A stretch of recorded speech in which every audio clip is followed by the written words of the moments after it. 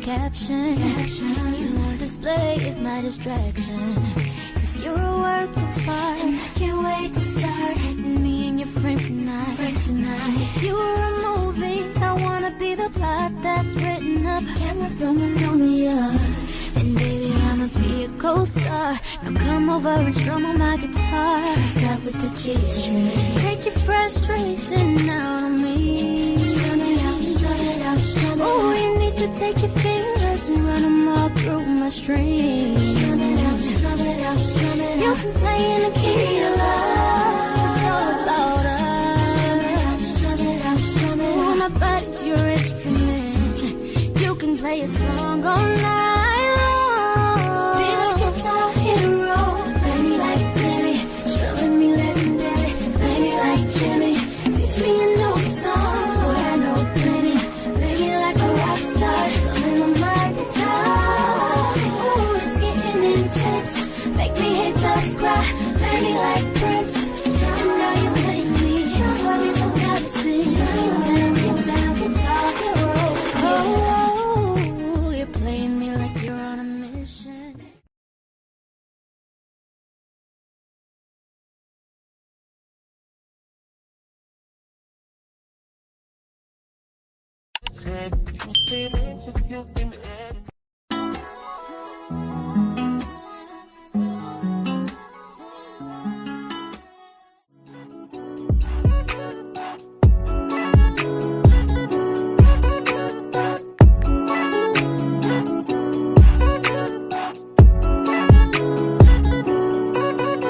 I'm looking for somebody I can call. Looking for the only one I can get my own. Tell me that it's you.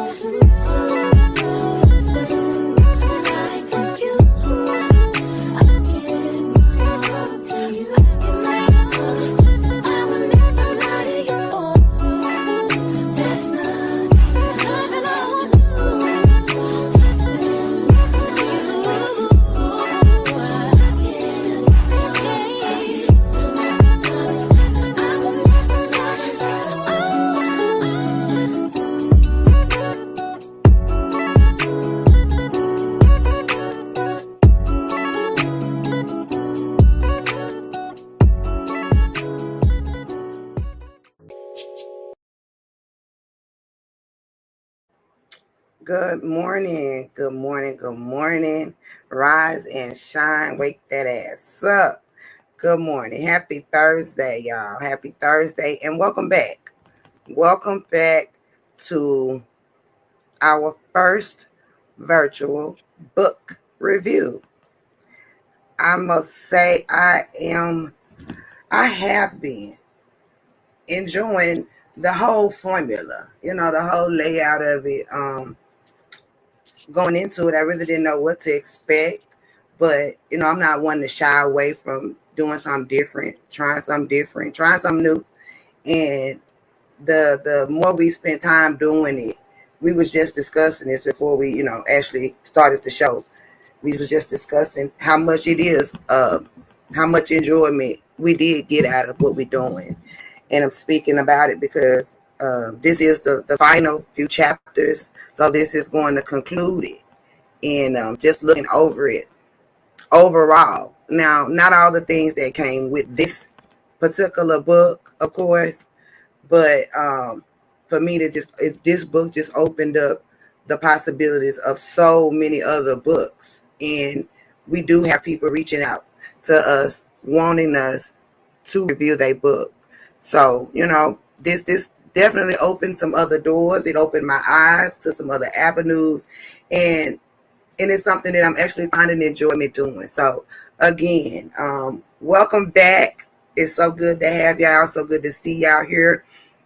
Fresh-eyed, bushy-tailed, ready to join in the discussion. Good morning, Isha. Good morning. Good morning. Ah, how are you, TT? I'm pretty good. Now that I think about that, yeah, I'm good. Thank you. Okay, you're welcome. Salute to everybody that's in the chat. Good morning to everybody in the chat. A grand rising. Um, yeah, I'm excited. I mean, these is the last few chapters of the book, but I'm excited to do another one. This is very mind soothing, and I find enjoyment in this. So yes. Yeah, and I think that we do have a poll. A poll is in the chat. And because we were discussing this prior to coming, live to talk to y'all, uh, I said, well, let's just ask the people if they would support another book. So I put it in the chat, put the poll in there asking y'all, um, do y'all want another review? I mean, because this could be something, we could be on to something good, okay? And we all could have been here for the birth of it. So I want to hear from y'all. We want to hear from y'all. What do you think? Do y'all think that we should start some sort of a, tradition and incorporate a book monthly? You know what I'm saying? I think maybe the second or third week of the month we dedicate that to doing a book. And I think it'll give not just us something to do, it'll give you guys something to do and something to mark your calendar for, coming like clockwork. And we already actually have picked a book. It is a new book. And I don't, is it okay if I say or no? I'll put in a back chat. Say what? Okay. Well, I'll just say this. This one too touches close to home. So, with that being said, I'll have a similar type of excitement, um, the same kind of excitement that struck me in a way that made me want to get into this book. Let me see. Wait a minute. Y'all know I can't be chewing bubble gum and walking, so Okay, I was just about to say, well, y'all know she can't focus, but salute to the people that's at the store now. Now, y'all make sure y'all grab y'all, your drink and your chips and everything, and go ahead and yeah, get yourself settled and wind down. Hold on. it's all of that. So I wanted to make sure that you guys vote on the poll. To all the key holders, make sure y'all are putting the link to the book. Keep it in there periodically so that people, do have a direct roadmap to where they can get this book because we are doing in our words. and everybody reading and perception is different. So you might actually want to go get it and see for yourself exactly what we couldn't say. So I think the beauty in having a library at our discretion, if we do decide to incorporate this into our program, is there won't be the types of pressure attempted to be added as this book. It won't be the same type of barriers put up, and it won't feel personal, if y'all understand what I mean. Okay, cool. And so, I mean, I think I said it anyway, what I was trying to say. So, y'all's vote is going to decide, help us decide if that is going to be something we put in here, we put in our program going forward. Again, I don't mind it at all. I actually really, really have enjoyed doing it. And that purpose provides other purpose. So, again, good morning to each and every one of y'all. Thank y'all so much for joining us, sticking with us throughout the whole book. And we're going to get ready to get into it. Salute to everybody over there in the store. Good morning, good morning, good morning. Happy Thursday. I hope and pray that all is well for family, friends, loved ones, everybody. I hope all is good. Go ahead. And today is not 2-cent bent day.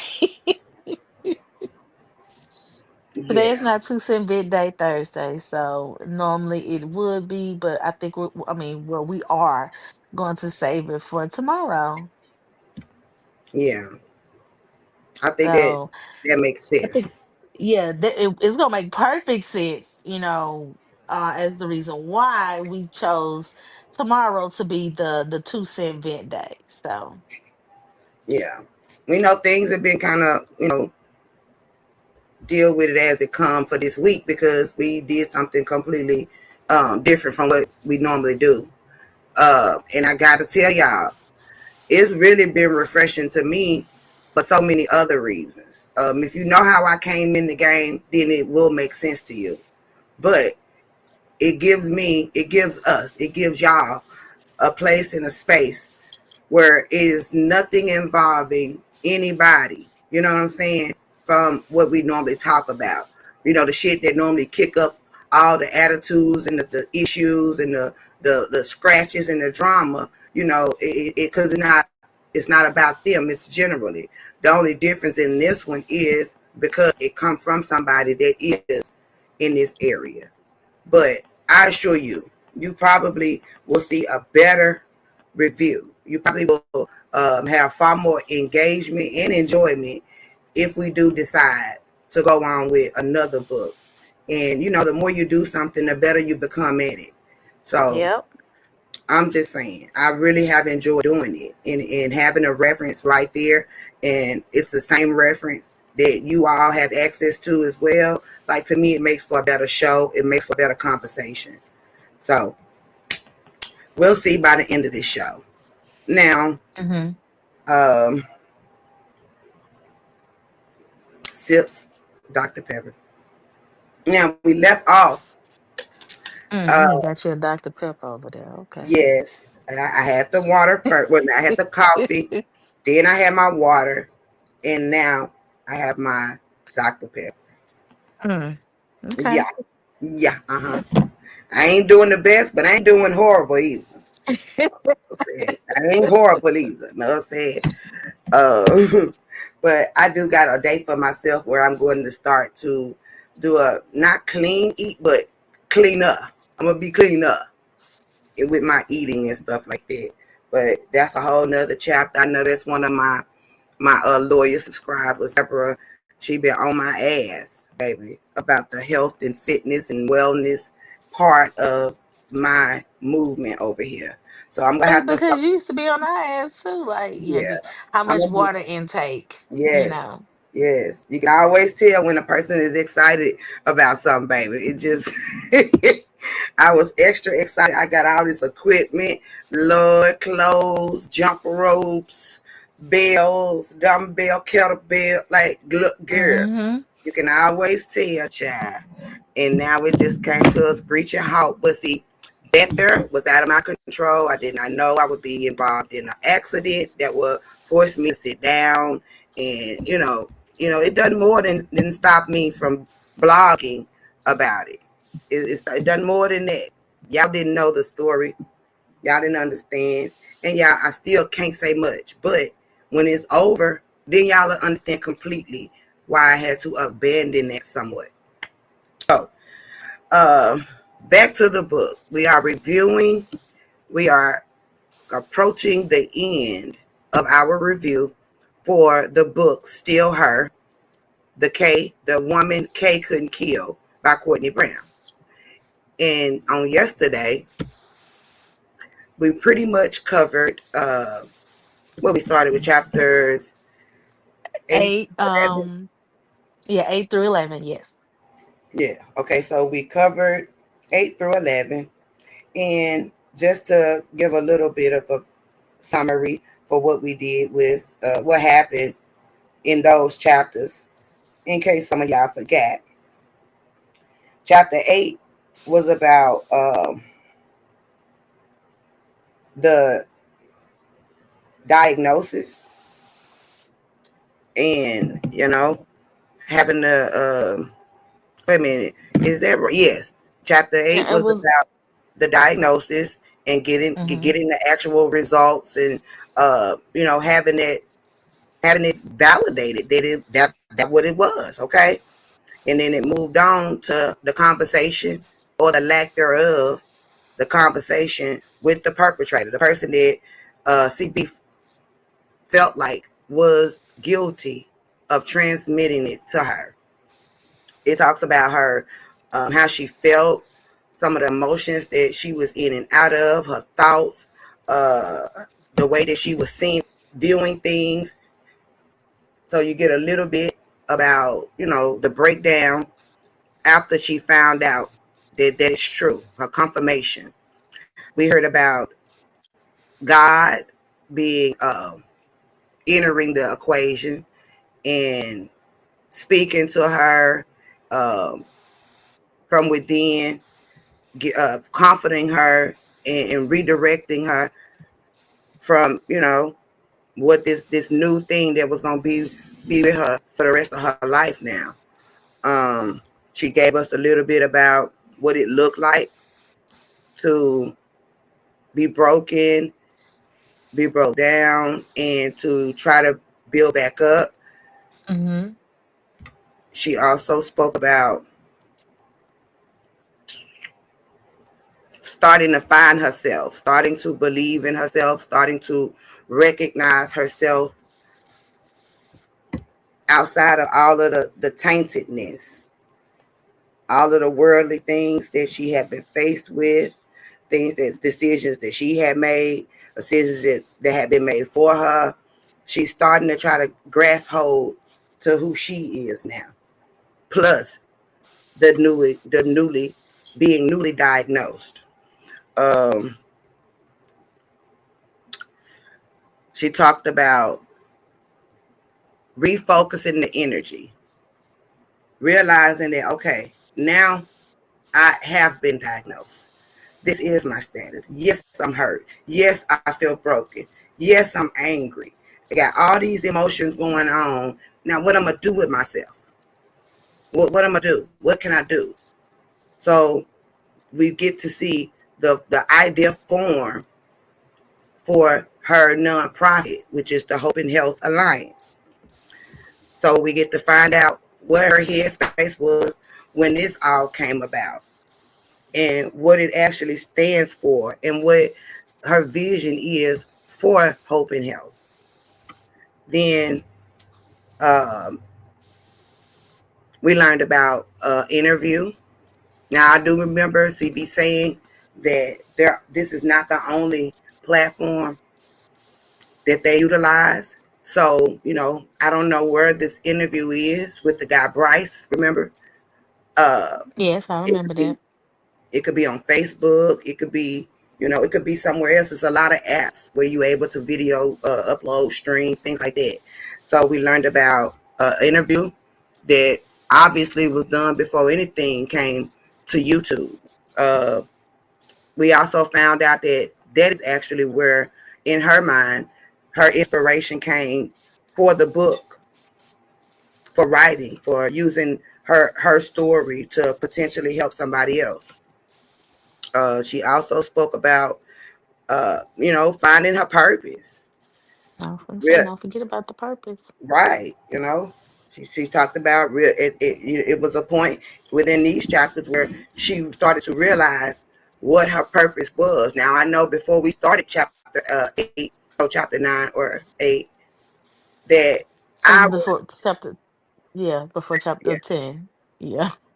Well, I know at one point I didn't, when she was saying that she had her purpose or she knew her purpose, I was yet to understand what the purpose was. But as we Mm-hmm. kept reading, then you got Hope and Health was born. And then I realized what she was saying her purpose was, which was to utilize her voice to help people, to help other people not go through and feel how she felt when she was keeping the secret and going out of her mind alone, waiting on results and sitting for months through these symptoms that she had no diagnosis for, but probably was planning ahead what it could be, type stuff. So we get to her basically picking herself back up. That's where we left off at. We left off with her beginning to try to pick herself back up, rebuild from scratch by completely ridding herself from her old ways, destroying the old her in order to be this new her, this better her, this healed her. And that pretty much brings us to the next chapter, which is chapter 12. Now, would you agree with that summary? Are we all on one page? Are we up to speed? Most definitely. I agree. Okay. All right, y'all. Are we here? Do y'all remember all of that being talked about on yesterday before we start chapter 12? And At again, least good put a morning. heart in the chat. Mm-hmm. Can you put a heart in Good. the chat to let us know that we're keeping up? Okay. All right, yes. All my faithfuls. Good morning, y'all. Good morning. Let's go. All right. So I guess I'll start with chapter 12. Okay. So in chapter 12 for me is about forgiveness. And she quotes, letting go so I could live again, end quote. So that pretty much saying what we oftentimes hear other people say. Anytime the discussion of forgiveness come up, it's going to be forgiveness is not for the person, it's for you, right? And it Right. may be some years in your life where you have been told that, where you really didn't register until it actually registered. So that's what I got from here. So in the book, she starts off telling us, basically describing everything that forgiveness does not look like. So she's saying that basically forgiveness is not easy. It's not easy. She talks about what comes with trying to forgive. You know, having to bury things that you know done wrong to you, but you still have to deal with that, accept that, find a way to process and push that out in order to truly forgive. And it's funny because I think I recently had a discussion with y'all about forgiveness. That's funny because I was like, do we really forgive? A lot of times we think we done forgave people because we say in our heart and in our mind, I forgive you. But forgiveness don't mean People will tell you this. It don't mean forgetting. So I believe that Right. that is like a double-edged sword, because you don't want to forget, because you don't want to still allow people to hurt you or disappoint you in those same ways by ignoring those same signs, symptoms, and flags. But at the same time, you also have that part where people go back and reference that thing that they were supposed to have forgiven, you know? And it's one thing to reference it if it's relevant one time, but if it's constantly being a problem, then it's probably because it is still a problem ultimately. And the forgiveness may not have made the complete round. Like, it may not be total forgiveness there, because it's still hurting and affecting you in a way in which you keep on visiting it. But anyways, so Like you can forgive, but you can't forget. well, that's what they say. Yeah. So we keep. She describes everything that it's not. Um, she says that she didn't just all of a sudden say, "I forgive him." Him being K. Again, it just wasn't easy to do. She said she didn't know that walking around. She knew it was necessary.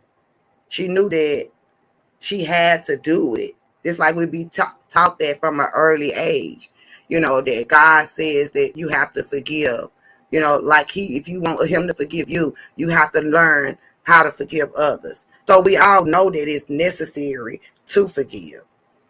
Um, she talks about not knowing how heavy not forgiving will have a person. She didn't know how heavy it would have her.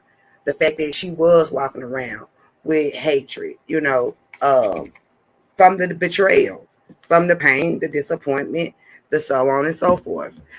She says months after her diagnosis, um,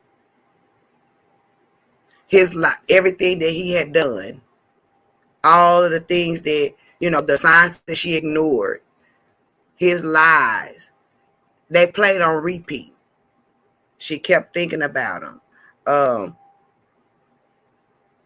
She talks about thinking about after she told him, she done went all the way back through what she saw from him in the hospital, what she saw before the hospital. She probably was thinking about, what he was doing, when all the signs that she ignored, when he wasn't answering, when he did go missing, when he did pop back in, perhaps why he partied and drank so much. I'm sure that she just had a flood of thoughts that came in that are now signs to her. At least that's what I get. She talks about the fake concern.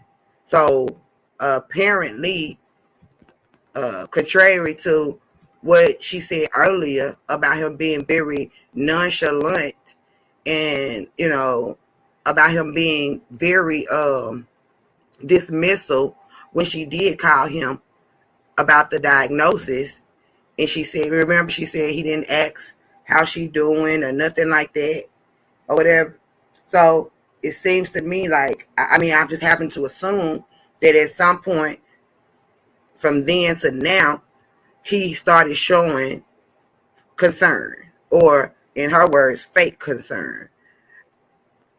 So she talks about that, and she's steadily beating herself up about basically accepting his answers for what they were. But instead of her, no, I'm not going to say that, because she said all she was thinking was how, like, why? How could one do this?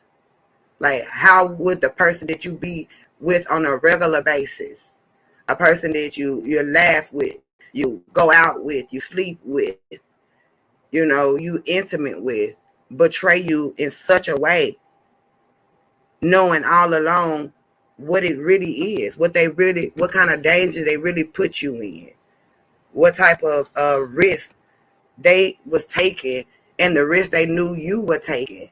But how could he do it and not feel no kind of way about, jeopardizing somebody else's life? So, as a matter of fact, that's what it says. It's like, you lay beside me, night after night, touching me, whispering sweet nothings to me, and all at the same time, just lying to me. She speaks about after a long time, she said bitterness tried to grow. So after a long time, bitterness tried to grow. I don't know what the long time is. Like, I would assume that if I know the exact person who did expose me, I probably would have been bitter right from the gate. And that's just my thinking, if I had to put myself in those shoes. But anyways, I digress. So then she moves on and she talks about when she decided to be free over mad, to move up instead of staying stuck. She says that she wanted to move on, but she just didn't know how. So at this time, she turns to God for, help and strength and peace and just all those things that you would need to help you navigate through this time. She turned to God. And she actually say in that moment, that's when she realized she needed to forgive him for herself. So she talked about what anger, not forgiving him, would do. How that was going to be more detrimental to her than helping her. So she describes all of that. She talks about basically forgiving him and letting him go. And it's not in a physical way, she didn't mean like just cutting him off, even though that probably was automatic. But I gathered that it was more of a mental and an emotional type of let him go.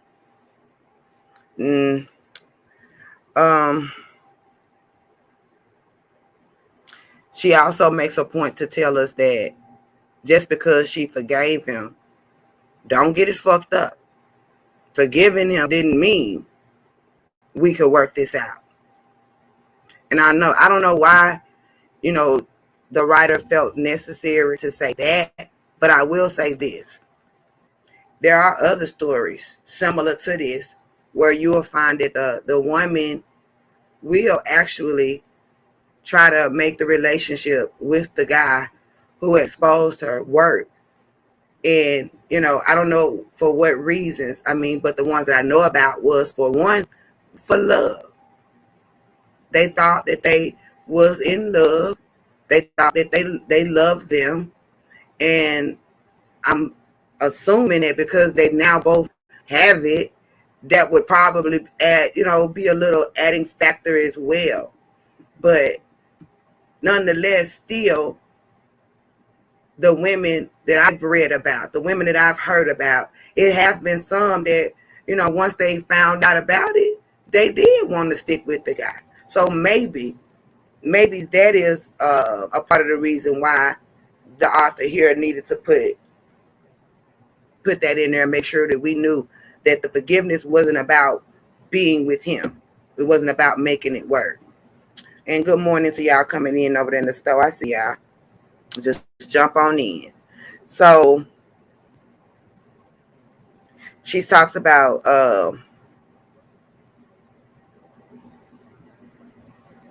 basically it really wasn't about him. the reason why she needed to choose forgiveness, and she was asking God to help her to forgive, it just really had very little to do with him. So she reiterates that. Um, she basically says releasing him would mean that he could no longer hurt her. He could no longer affect her. He no longer controlled the destiny of her life.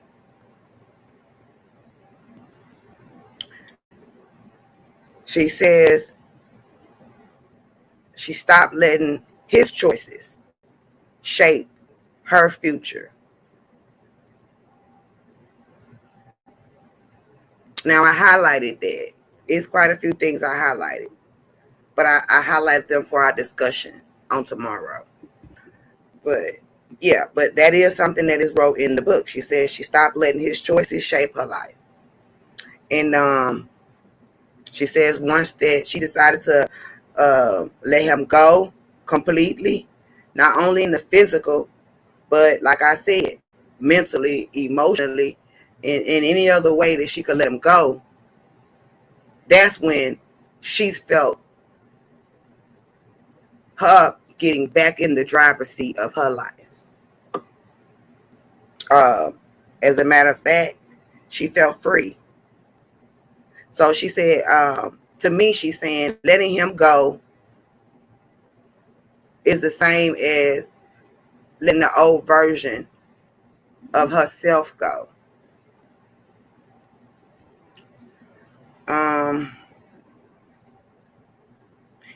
She makes it her business to talk about,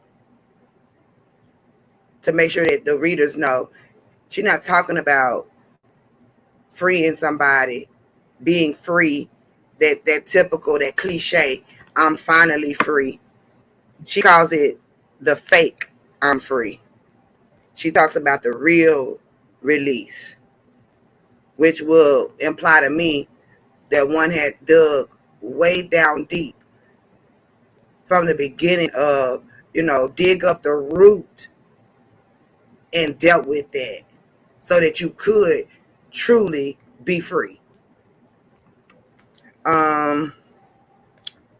She ends that chapter basically on that note, the note about her forgiving, the reason why she needed to forgive, how she was able to forgive, and what forgiveness did for her, which was ultimately free her. She says that forgiveness for her wasn't anything weak about it.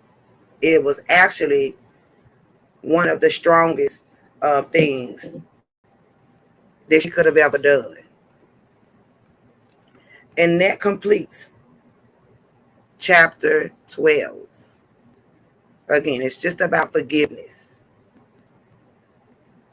And again, it wasn't for him, but for her. What you think? You got any thoughts?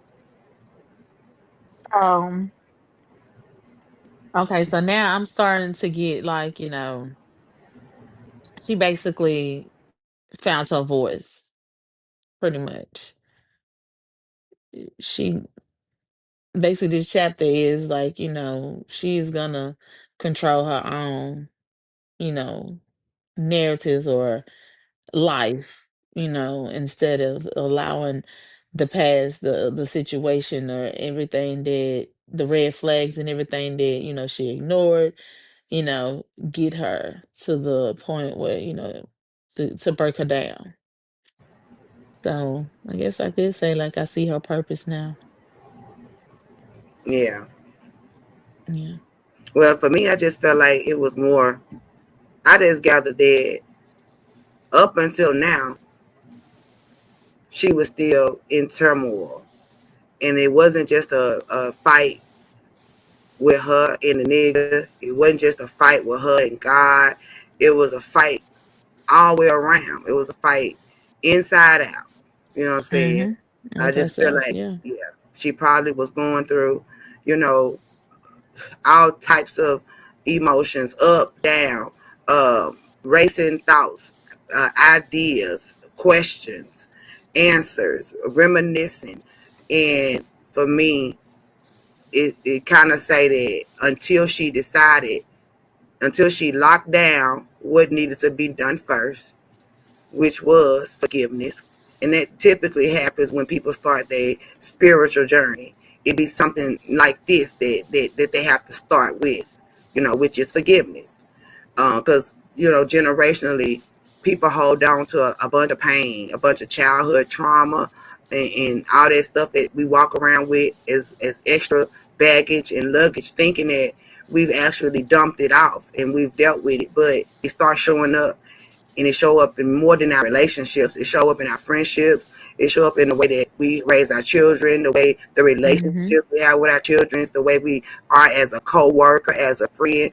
Like, it Mm-hmm. show up in all types of ways. So in this chapter for me, from what I'm reading, I just get that all of that, saying, came in as a flood, dealt with all of that in our current situation. And then once she locked down what needs to be done and she actually did it, she finally felt different. So for me, the voice, I don't hear it yet. Her finding it, I hear the beginning of her heading towards it. So we're gonna get into chapter 13, and there you go. You got it. Okay, y'all. So, chapter 13 is more of her being an advocate, like her advocating, her finding her voice, um to not only, speak for herself but speak for others.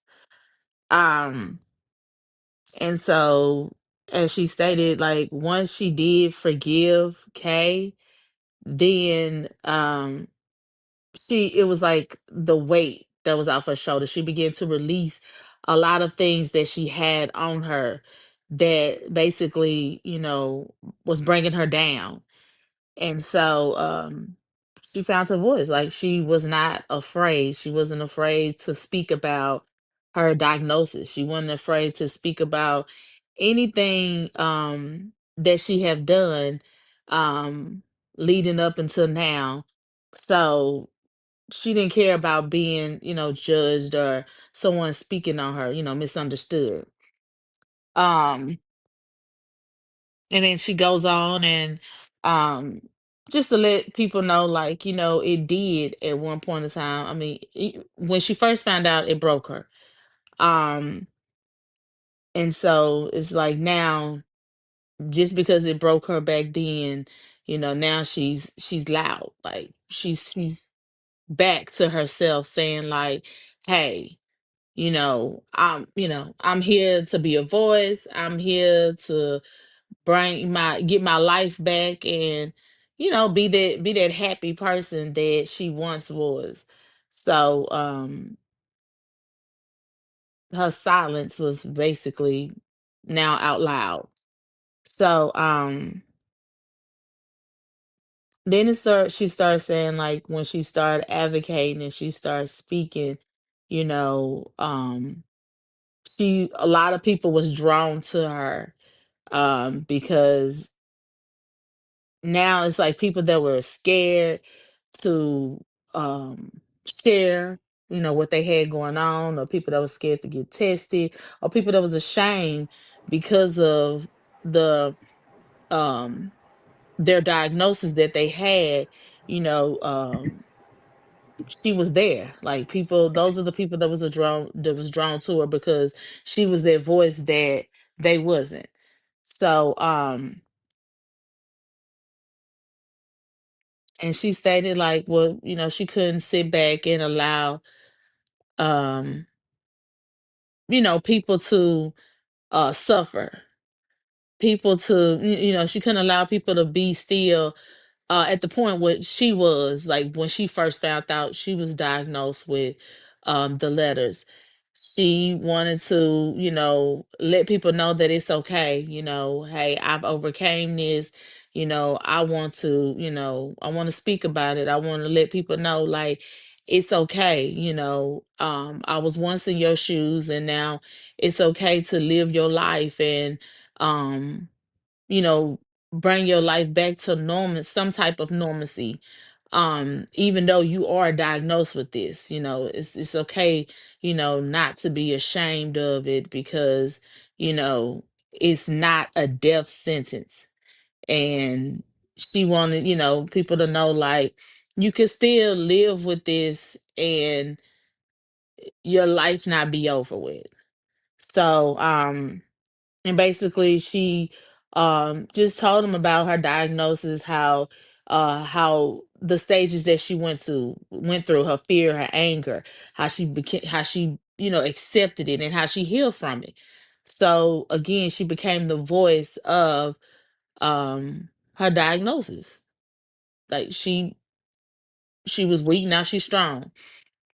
um she got into basically filling people in and letting people know um about the diagnosis, what it is, um the treatment, the how you can still how the medication can protect you or how you can still survive with this diagnosis. So she did speak about that.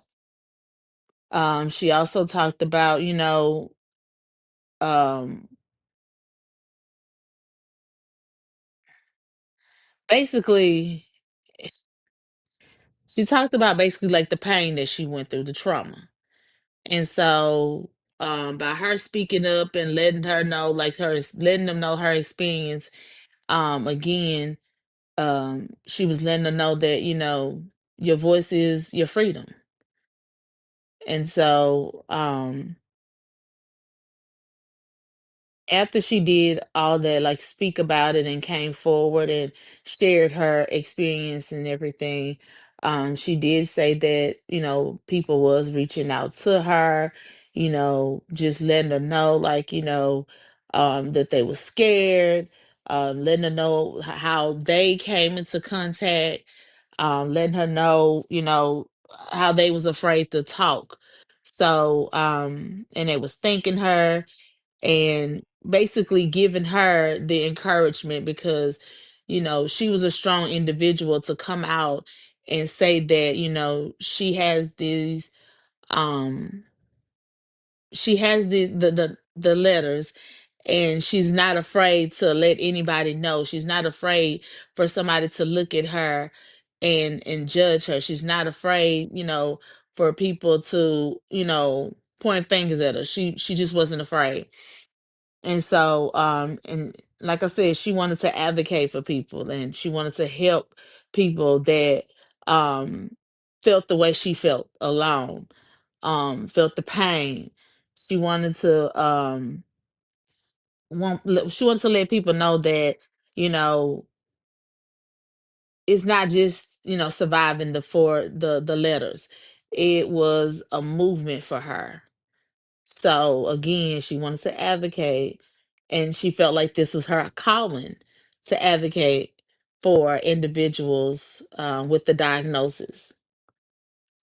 And so again, she just allowed people to know that she stood in her truth. She allowed, by her standing in her truth, it built her, today to speak to people, to advocate. She wanted to let them know that she didn't allow it to come in and tear her down. So it strengthened her. It it gave her purpose, and clarity of, her life. And she embraced it. She was not ashamed. It gave her power. Like I said, um, it gave her control to her life. And again, she stood in her truth. Um, And so she again became, She spoke with people that again was scared and was hiding the fact that they have this diagnosis, and the ones that was hurting and suffering in silence because again they was too afraid to speak. So she was there for them to advocate. So she basically stepped into a role that she had been prepared for from God, to basically be the voice of individuals who did not, could not speak or did not want to speak because they was afraid. And that was pretty much the chapter 13, her being the advocate.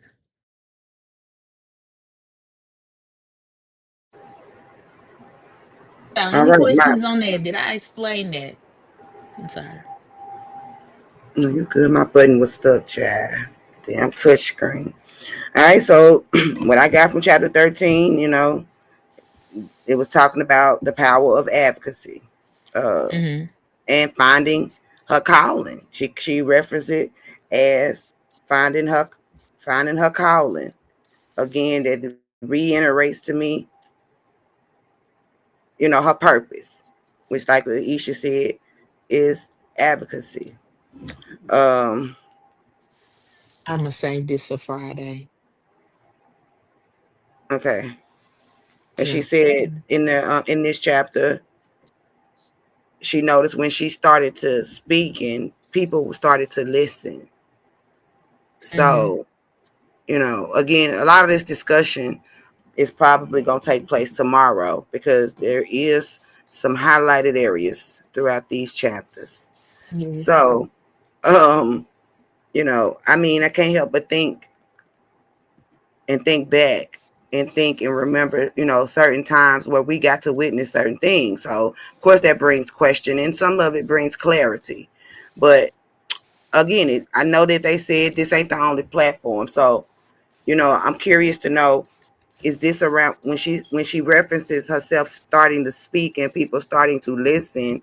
I wonder if that is around the time where she started to come to this platform and started speaking. And if people from here were a part of the people who were reaching out. And I think I have heard her say people have reached out, and Mm-hmm. not to identify so much, but just to In other express. sectors, that's what she was saying. Okay, just Mm-hmm. to basically congratulate her and tell her how strong and strength, and tell her to just encourage her. Um, she do note, she couldn't sit back and watch people suffer. Again, that's just another thing that's going to have to go into the discussion. But in order to just keep this a book review, let's just keep that for the discussion for tomorrow. Mm-hmm. Um, she wrote about talking about the treatment and learning the about viral loads, and we have heard the word stigma, stigma, stigma. You know, Mm-hmm. since all of this, so she writes about that, and she talks about protection and survival. And again, it just makes me question. Okay, I do remember or recall those types of conversations. As a matter of fact, just about any time there was a discussion about it, that was one of the things that she would make note. She would make note of, which was to tell us about the viral loads and what it need to be undetected and stuff like that. Um, she says that the more she talked, basically, the stronger that she got. She felt she felt stronger with every word. And then she says that it wasn't about the attention. So okay, sister. Okay. She says that it wasn't about the attention. So that made me, I mean, that drew attention to that for me. But so obviously she gained some attention with the story. Mm-hmm. Um, and then like Isha said, she go into talking about some of the engagement she had with people reaching out I'm sure by DMs, messaging her, leaving comments and stuff like that. I basically got that. My feeling is, based off of that chapter, is her saying that HIV gave her mission. Hmm. It gave her purpose, or Which maybe was it to helped. advocate. Right. Or Hmm. maybe it helped gave clarity to what it was she was supposed to be doing. Now it's a lot of things to advocate about, of course, but I'm guessing this is one of those cases where until you in the shoes, then you can't talk about it. So her having this be her shoes that she have to step in, it gave her a reason, and Hmm. that's just what I got. So again, is everybody on the same page? Do y'all understand what chapter 13 was? I mean, it really talks a little bit more about advocating and And standing in that. her truth and speaking to others Okay, who are scared, or that haven't came out yet because they still ashamed of the diagnosis. You know. so is this the So if you're birth of? keeping up, Yeah. I was just saying, letting people know if you're keeping up, please put the heart in the chat. Oh, Um, you said, is this the birth of yeah. Is this the birth of the purpose? this should have been the birth of her hope and alliance, but um, yeah, Mm, okay. All right. yeah. Now Well, that she's finally speaking out and speaking to others and stuff like that, this will be the birth of it to me. But yeah, yeah, yeah. I mean, because in that chapter is where she really got to see the effects of telling her story. She got, exactly. it's just the point in which you got to see, how you could impact somebody else's life. So that's why I posed the question. Is this actually the birth of the purpose To instead me, of yes. To me, okay, yes, because she's finally getting out there and talking to individuals who know her and don't know her, but she's telling her story and she's getting it out there and she's educating them on, like I said, the treatment, the diagnosis itself, the stigma, everything, that the protection, everything that associates with the letters. She was educating them. So this right here is the birth of everything. Now yeah, that she finally got her voice and her freedom to move around and speak loud for others. So again, this will be the health and alliance, or hope and alliance. So you know yeah. I mean, because it is a lot of um fables, surrounding the stories, especially if you want to go back in time. Like, I know things have changed from what it used to be, but hmm it's still not a good thing. It's not no. a this is not a good thing. This is not nothing you want to run towards. But of course, we thank God for modern day medicine. We thank God for the scientists. You know what I'm saying? For the practicing doctors, we thank God for them, as well as the people that go in and allow people to use them as tests for all of these hmm medicines. It has to be tests have to be done, not just on rats. You know what I'm saying? So everybody play their role. Everybody do. And yeah, I agree with all of that. A question from the chat was, is there let me see, how long of a timeline or a time frame is this? Is they mentioned in the book? Chevy, the time frames that we have are basically to just kind of tell us how long she knew people. That's the only time frame I could really see for shit sure, is when she met the people that she was involved with, and about how long they were involved. that is pretty much the time frame for me. I don't see any other time frame. We're just Well, kind of filling in the gaps. yeah, I mean, now she can go back to 2024, but again, my opinion, my voice, my words. I believe it goes further back than 2024, but she keeps throwing out a 6 month span of her being diagnosed and her overcoming everything. She says 6 months, but I think that it's longer than 6 months. That's just me. Um, because being diagnosed with that, that is a hard pill to swallow, first and foremost. Absolutely. And it's still like I still won't be, what I'm saying, able to. Now, this will probably be the time that I'm able to basically finally realize that I am diagnosed with this, coming to terms, but um, I ain't overcame it yet. You know what I'm saying? I have not found it deep down inside of me to basically say, like, all right, I'm good. No, I'm not good. No. Yeah. Because again, I'm finally coming to terms that I have been diagnosed with this. I can't.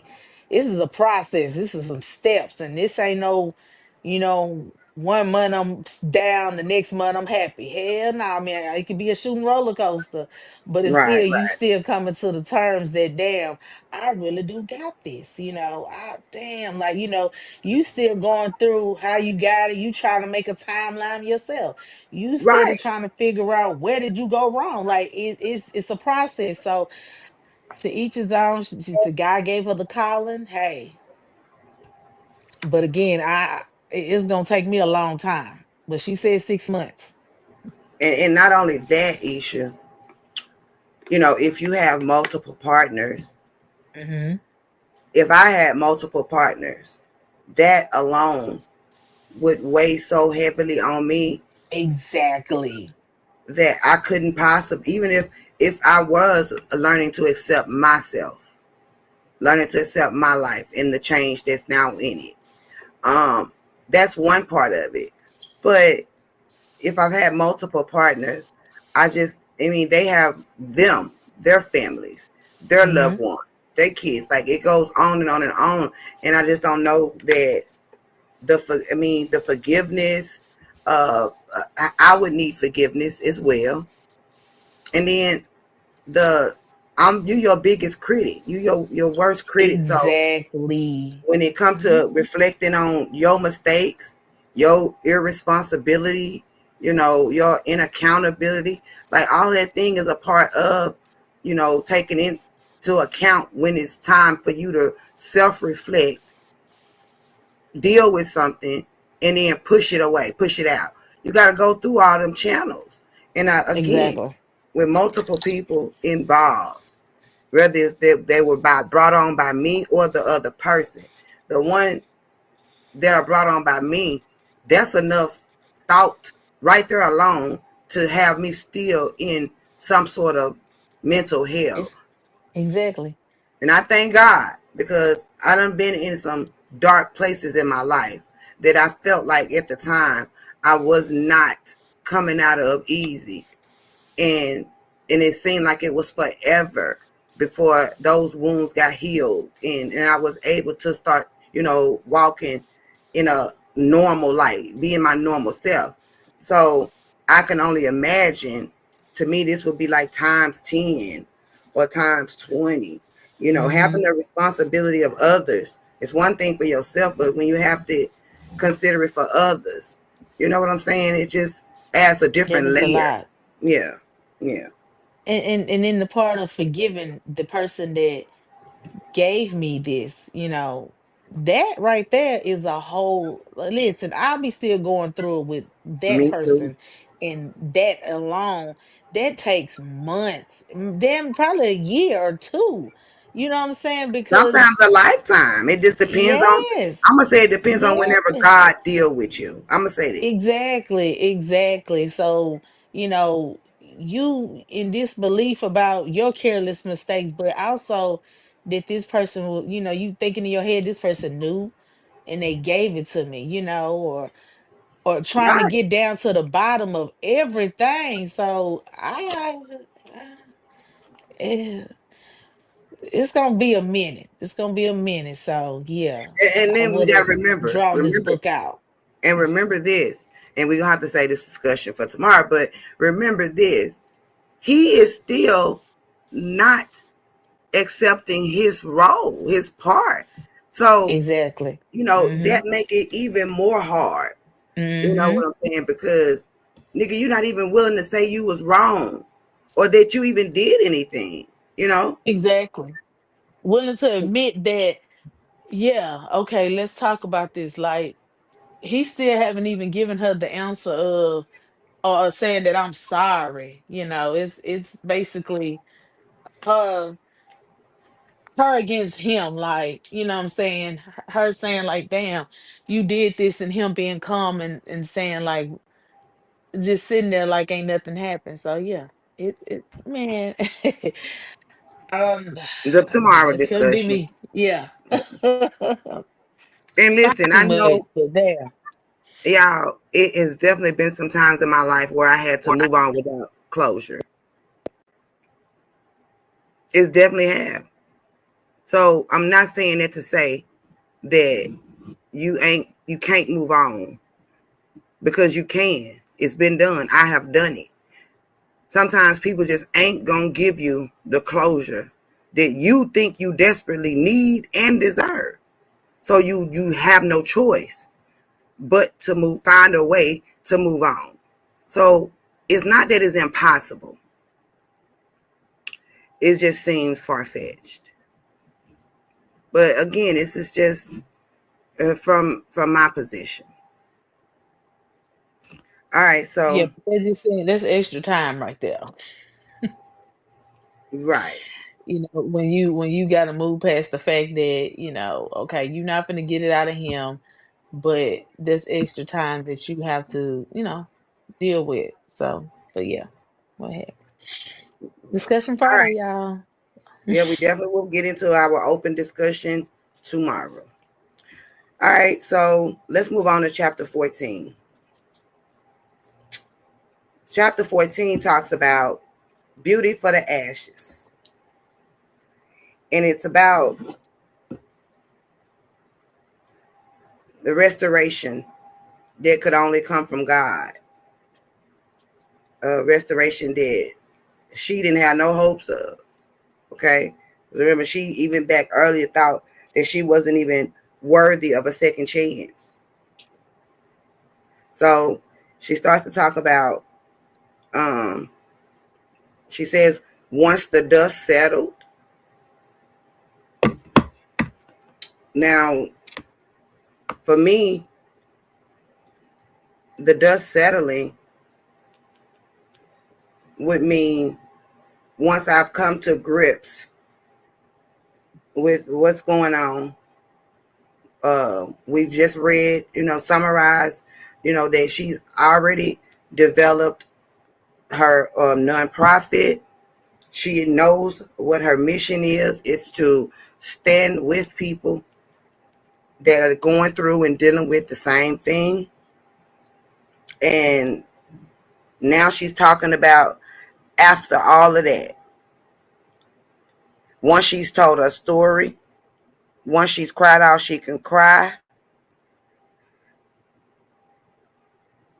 she started to become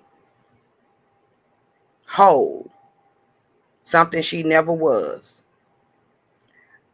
She talks about beauty, but in not the skin deep beauty, the beauty from within. That starts to develop along with her strength.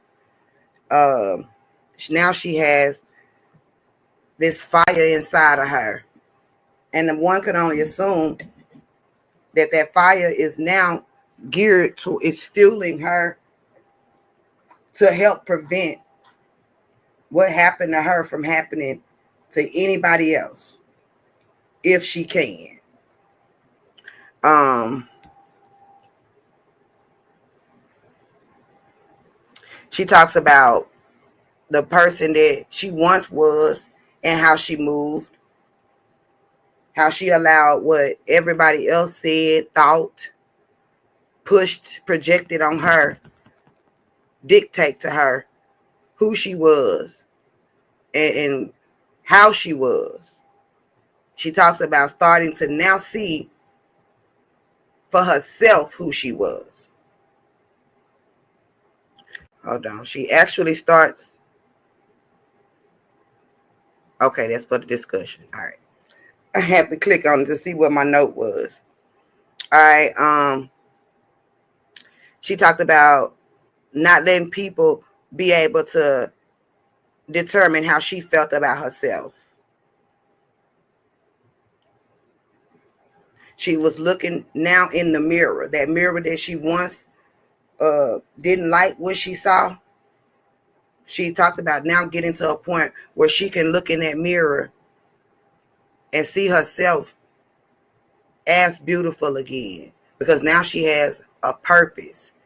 Now she understands what love and what loyalty, and she understands all of those things that she missed. She understood that she didn't need, and this is just what I think, she understood that she needed to love herself and that would be enough. She don't need to rely on the views and opinions of other people in order to feel whole. She don't need nobody else to validate her beauty and her worth. She talked about taking the things that were intended to break her down, that probably would break a less of a woman, and using that to fuel her new mission. She used all of those things that were negative and turned them around into positives. It's just like making lemonade from lemons. She talks about God not removing ashes, but building her out of them.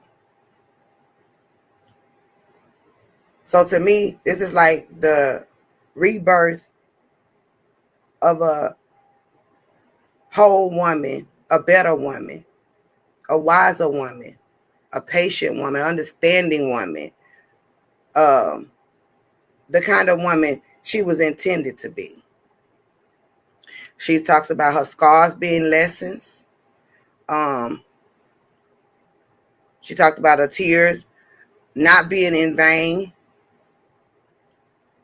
She felt like all the things that she had to experience and go through were there by design to mold and shape her into this person that we now get to see. She says that she realized she wasn't being whooped. This was not a whooping from God. This was God putting her right where she needed to be so that she could walk in her calling and in her purpose. She talks about becoming a person that she was created to be. And she gave us a few things about what that looked like. So where before she didn't have any boundaries, before she would accept most anything or less than what she was deserving of. She talked about listening to herself, that inner voice that tapped her in times where she ignored it or drowned it out, perhaps by drugs and alcohol. You know, sometimes people numb things.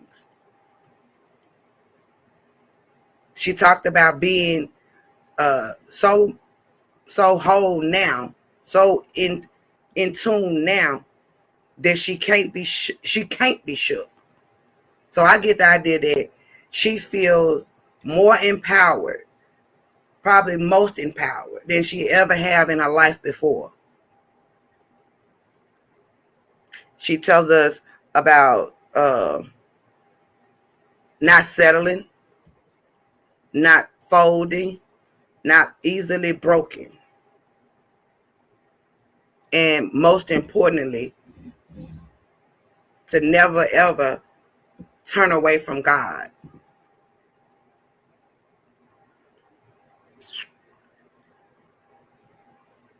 She's talking about it wasn't so much the physical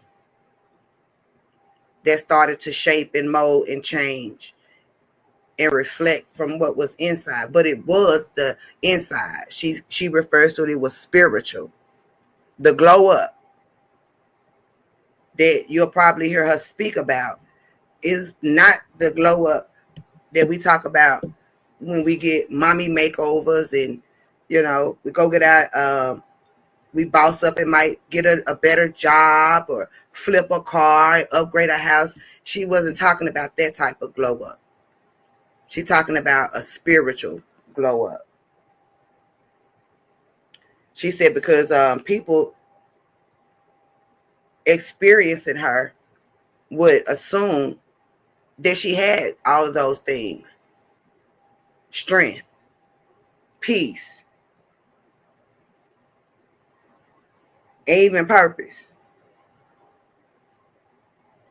Not realizing, you know what I'm saying, that she was probably a shell of herself.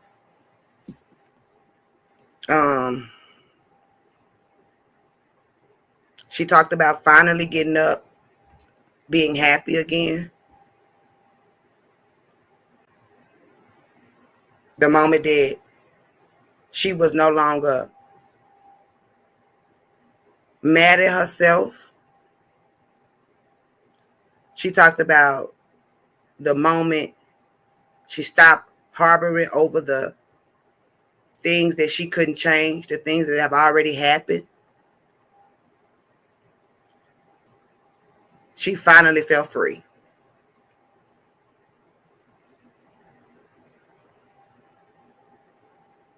She says her ashes became her glow. Now, in here she says that people say healing make you soft. But I must say that is my first time ever reading that. I've never heard that before. Maybe y'all have. But I wouldn't be able to understand it. Healing make you soft. I don't get that. But And I never she heard of that disagrees. either. Okay. Well, she disagrees. She says it make you unstoppable. She talks about her story not ending with her diagnosis, but basically her real life journey and purpose and power starts.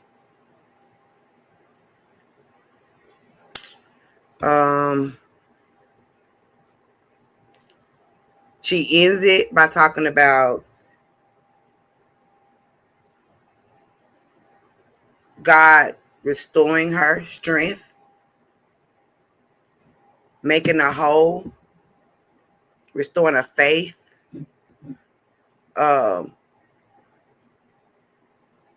And at this point, she's transformed. And now that's how we get to the name of the book. Because in her last words was, she's still her. So she's completely gone through. She's dealt with.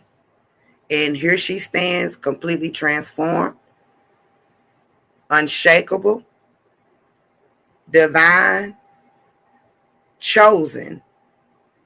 She's still her. That completes chapter 14. So when I read that, I said, okay, this is where the title comes from.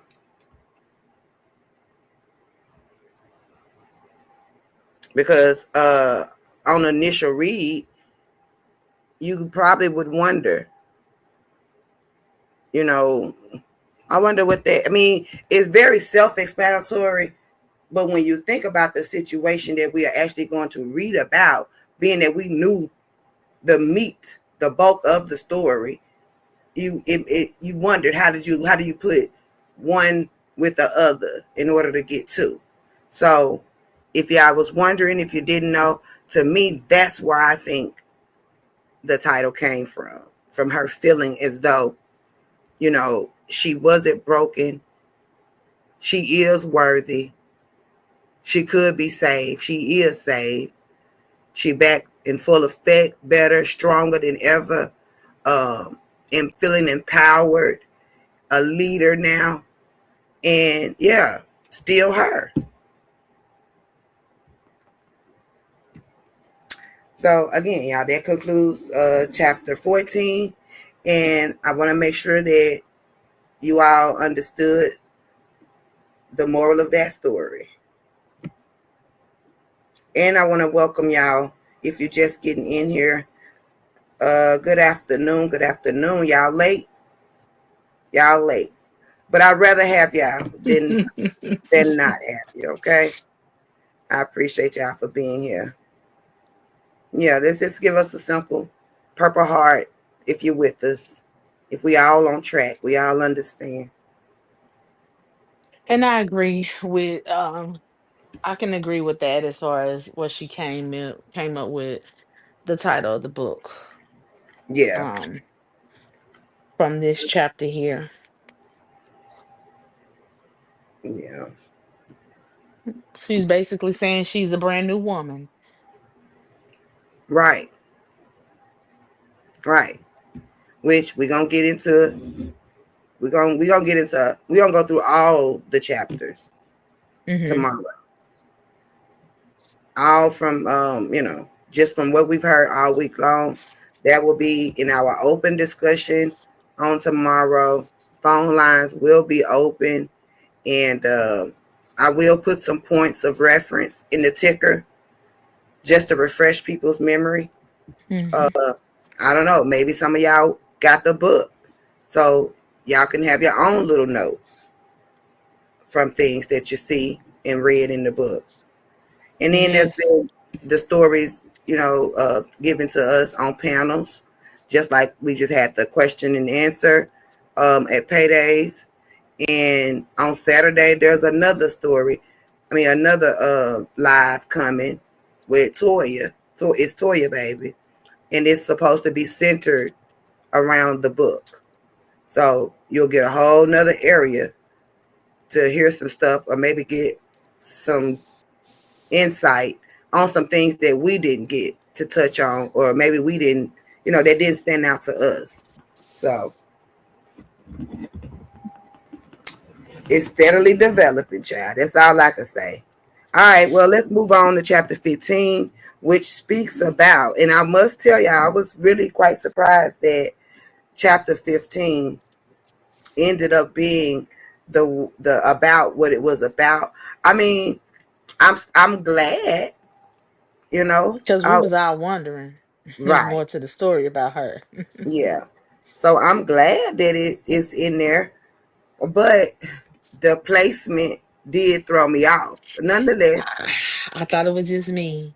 I thought it was mm-mm, just me because I felt like it should have been around when she was first mentioned.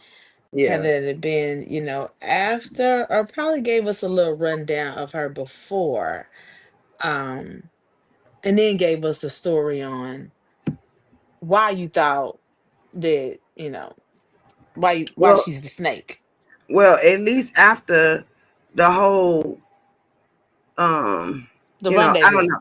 Well, the maybe Houston after trip.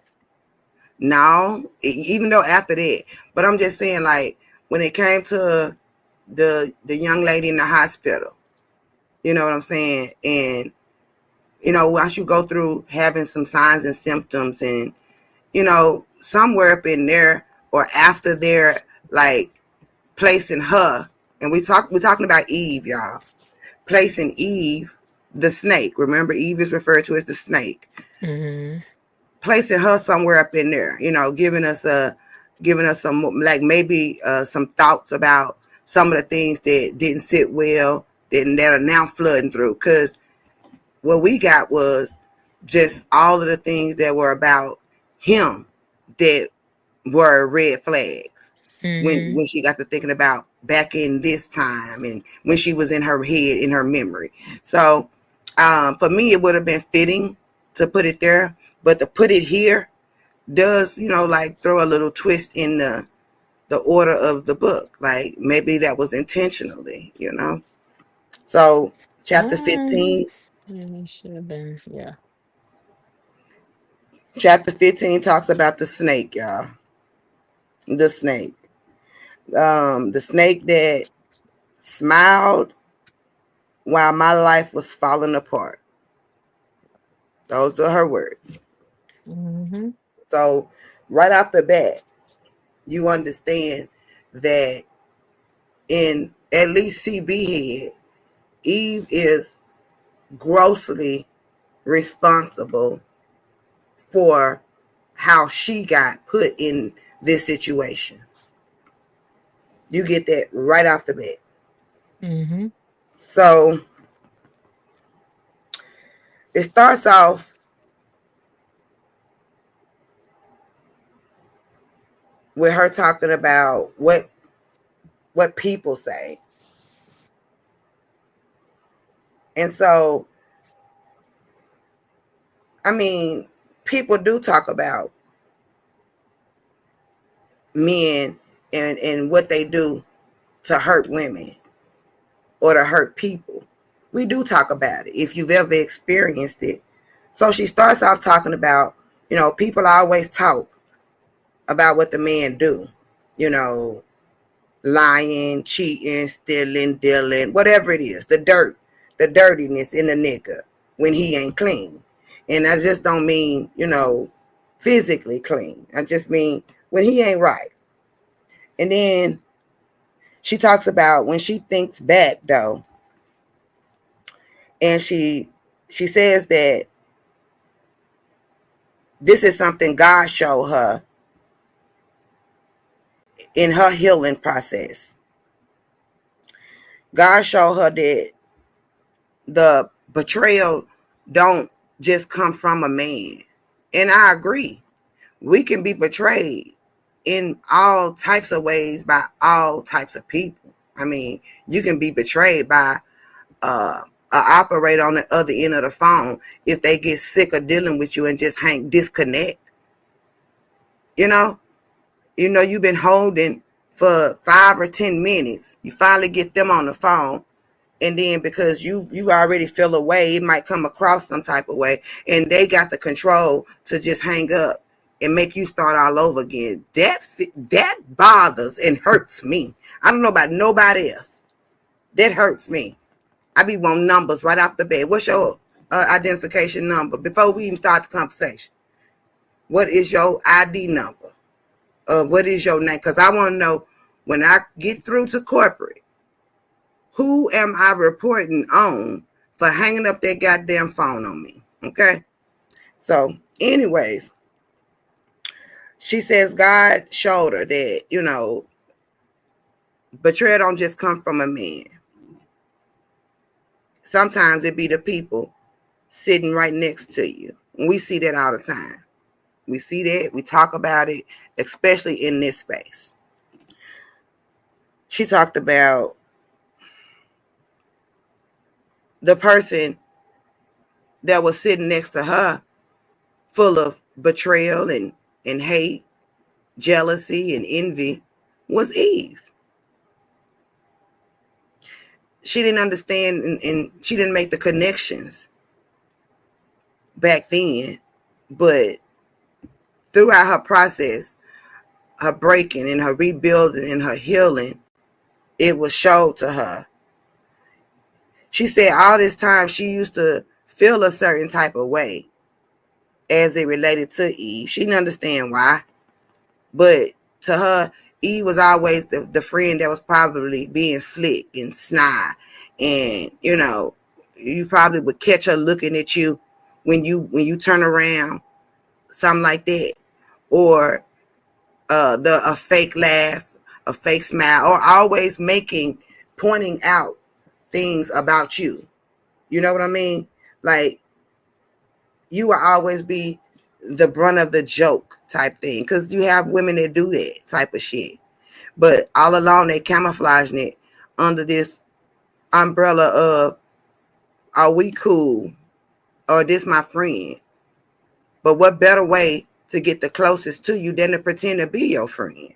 So anyways, she talked about some of the concerns that she had this whole while being, a friend of Eve, but she brushed it off, probably made excuses for it, said, hey, that's what bitches do, And now in hindsight, she's realizing that it was a reason for that. She says, but the twist came years later. She talked about it being a while after her heartbreak. She said even a while after her diagnosis.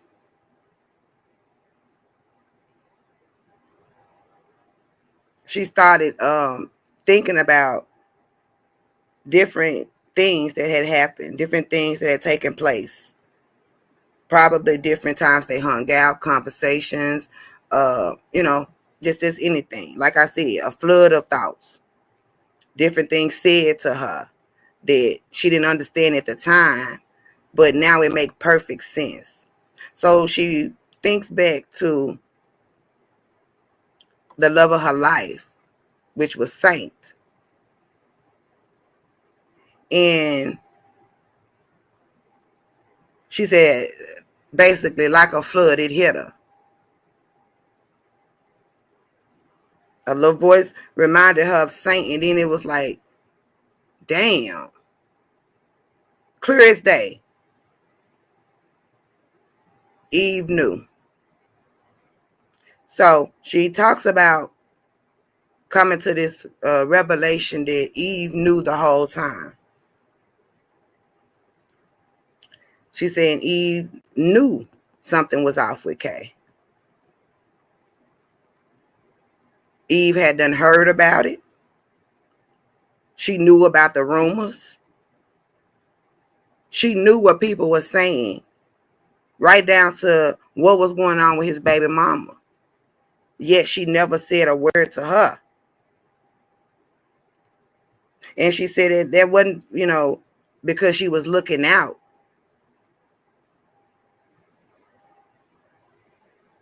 It was quite the opposite of looking out.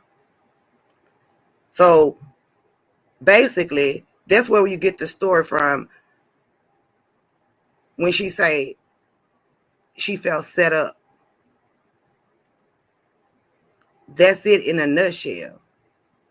She felt like Eve withheld information that could have saved her, that could have helped her avoid this. And in that case, if these things are true, if Eve had heard, Eve knew the reason the baby mama was sick and all that stuff, and Eve is with her on a regular and not once even made mention of what the streets is saying, then I would probably conclude too that Eve didn't give a damn if rather I laid down with him and unprotected or not.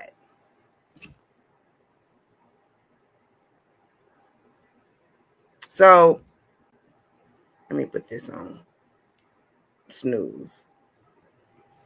So anyways, that's how she arrived to the conclusion about Eve being a snake, Eve knowing. And her main reason for feeling like this is jealousy. She feels like, now that she thinks back, Eve had always been jealous. For some reason, she was jealous of CB and Saint's relationship, the type of relationship they had. I'm guessing that ride or die, you know what I'm saying, with you till the wheels fall off type of relationship. And she didn't want her to have it. She felt like she didn't want her to have it. She didn't want her to have that kind of happiness. She didn't want her to have that kind of love. She feels like that's why when it was time for, remember when Saint got out? Who was the first person to lace Saint up on what CB had been up to while he was away for those 3 years? That would be Eve. Now, when you put that with her thinking that Eve knew all along, remember, I felt like Eve was telling Saint, she could have been telling Saint because, you know what they saying about Kay, right? Or she could have been telling Saint because she know how hard Saint and CB loved each other when they loved on each other. And she wanted him to just go ahead and tarnish and damage that good girl ride or die, image of CB that Saint might have had for her. But now fast forward, I would have to conclude that maybe Eve knew, because if she told Saint to try to protect him from possibly being exposed by getting back reuniting with CB, then she knew enough to say something to CB. That's the only way to conclude that. So CB felt as though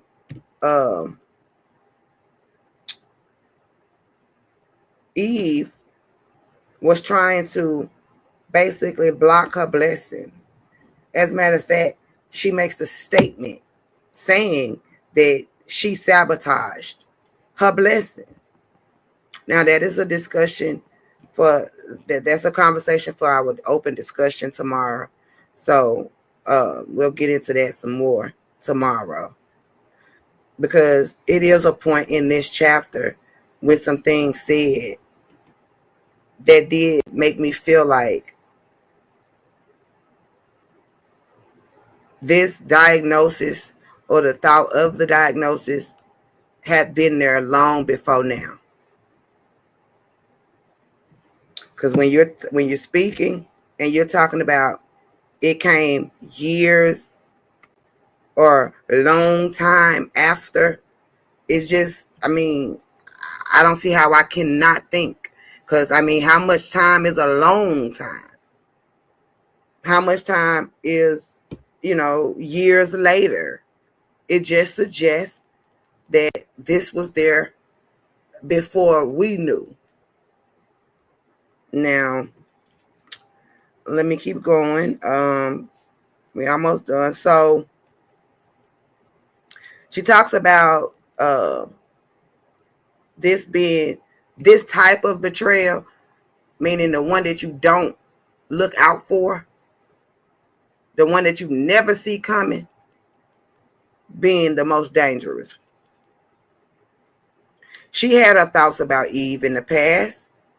Again, she thought that was just the type of bitch she was. Nitpicky, smart ass, a wee bit jealous, that type of bitch. And she dismissed it and excused it. She says that she never took her for being dangerous.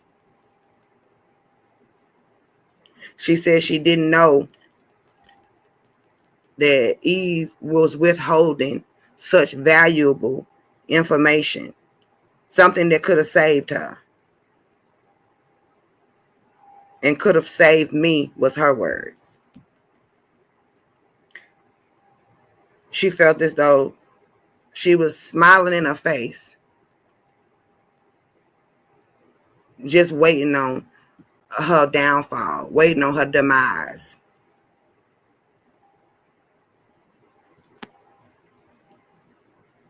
She also says that she didn't know. Prior to knowing, she didn't even know that Eve had been spoon feeding Saint before he could ever get to her. So that make me say, okay, was Saint being told stuff all along? Or, when he got out of jail, was it a consistent, like, tell him something every time she see him or what? But, she says that she didn't know that Eve had been feeding him information before he saw her. Before he even got to her, he was being fed. Now, see, the wording of that is key to me, because the difference in saying feeding him suggests that this is over a time. But if you say she told him, then that would just suggest she told him one thing one time. Do y'all follow what I'm saying? So anyways,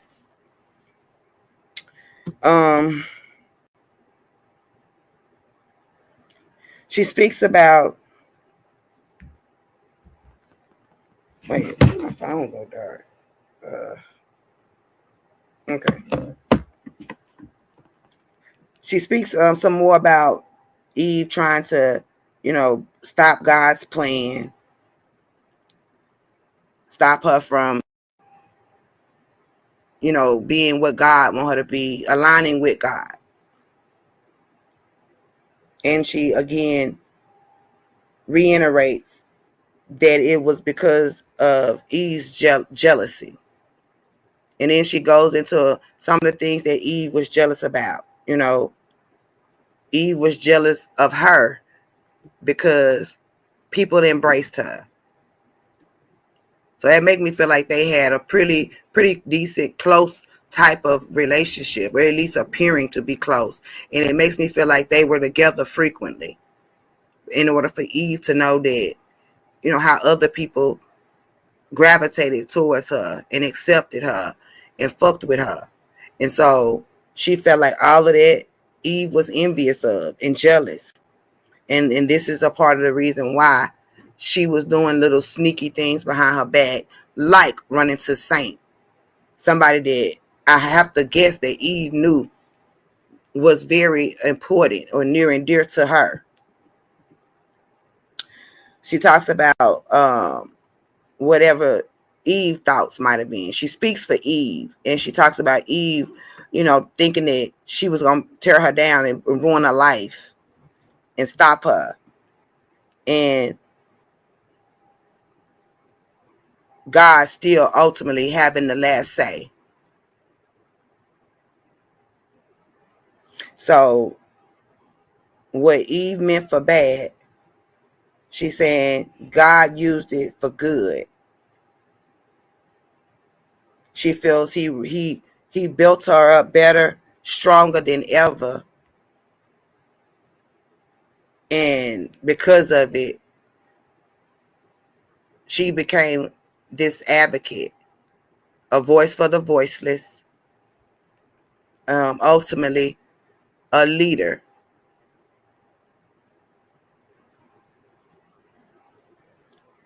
She ultimately says that Eve tried to destroy her, but instead she just helped catapult her into her destiny, into her calling, into the woman she presents today. So she goes on to talk about her prayer for Eve. So she do write a prayer, and the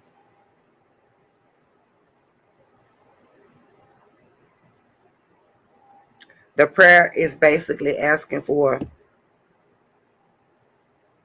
restoration of her. She's asking God to give her a clean heart, to help her to deal with her demons, cleanse her,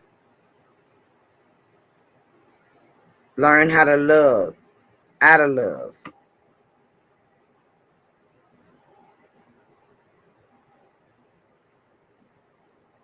And then she says, not because she deserves it, but because I do.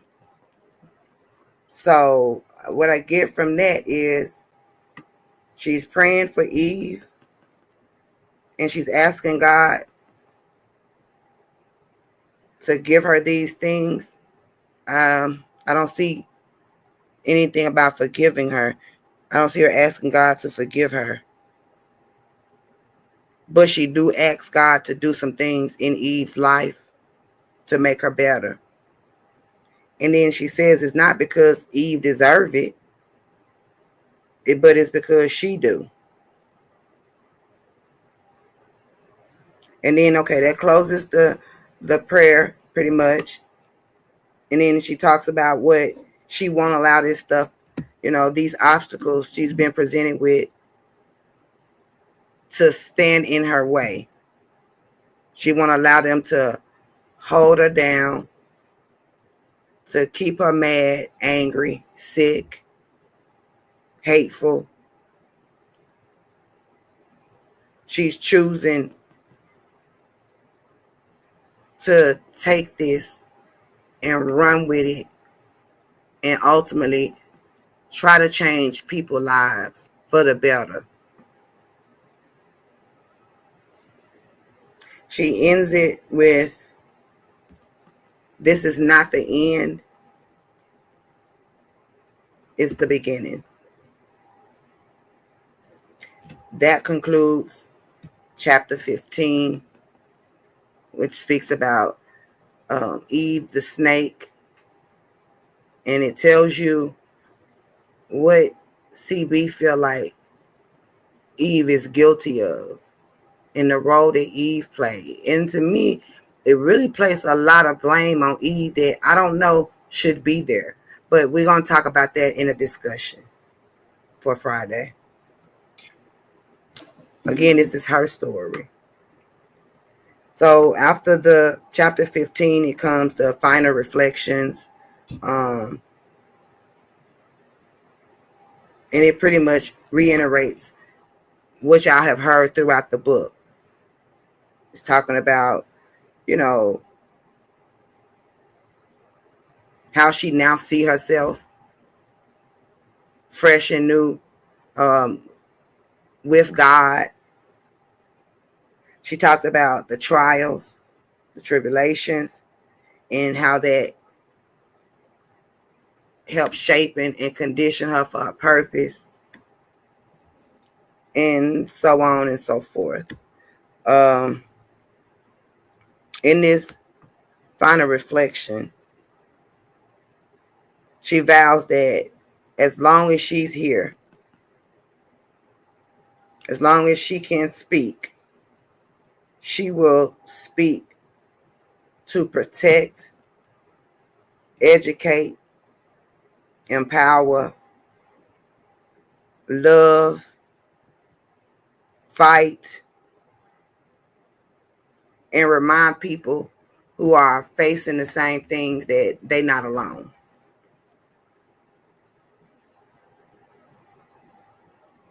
And then she ends that with a quick prayer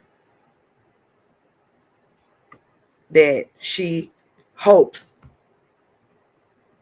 that this touches and saves or change or help somebody in some way.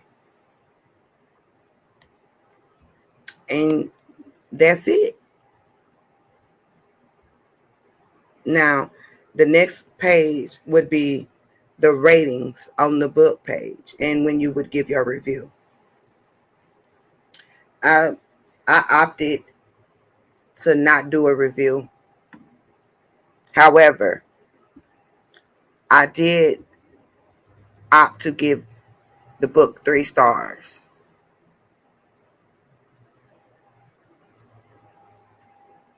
And that is my honest rating for the book. And remember, I know how to separate personal from business. You know what I mean? I know how to do that. So as it relates to the review of a book, that is the only thing that I have based that review on. Hey, Morgan. Hey, y'all coming in. See y'all. Salute, salute. Good afternoon. So, like I said, ladies and gentlemen, that completes Still Her. The woman K could not kill. What y'all think? Do y'all have any thoughts about that last chapter? Like I said, that one threw me for a little.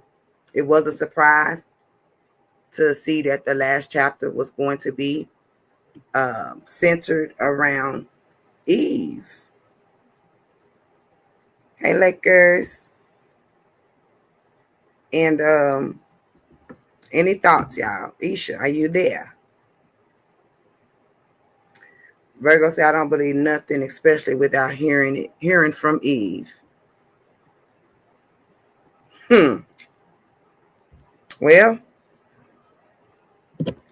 we know for sure that there are, let me see, out of the book, the characters are Kay, Eve, Rika, Saint, and Tank.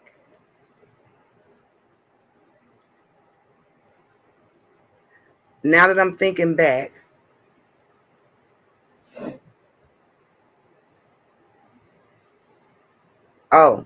so in this book, Bryce would have to be Josh. Because I was just about to say, I heard Josh say he was in the book. But his name, they was talking about the names, this and that. And he was like, nobody's name is in the book. So now that I know Bryce is in the book, that's Josh. Let me go back and look at what Bryce's story was. Remember, y'all, Bryce was the one encouraging her to tell her story, which I already knew that. I mean, he's the one that probably told her she was an advocate. But I want to go back and refresh my memory on, exactly what Bryce had said and done. Now, this is all allegedly. This is allegedly. This is just what I think. I think that Bryce is Josh. I don't know where he said, y'all. I have no idea. Let me go back to it.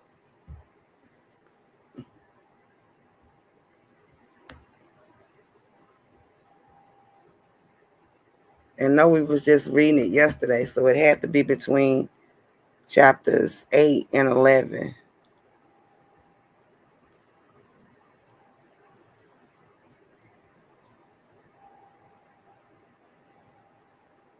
Okay, that's chapter 9. Y'all can't tell me that this wasn't an interesting read. If for no other reason, it was because of who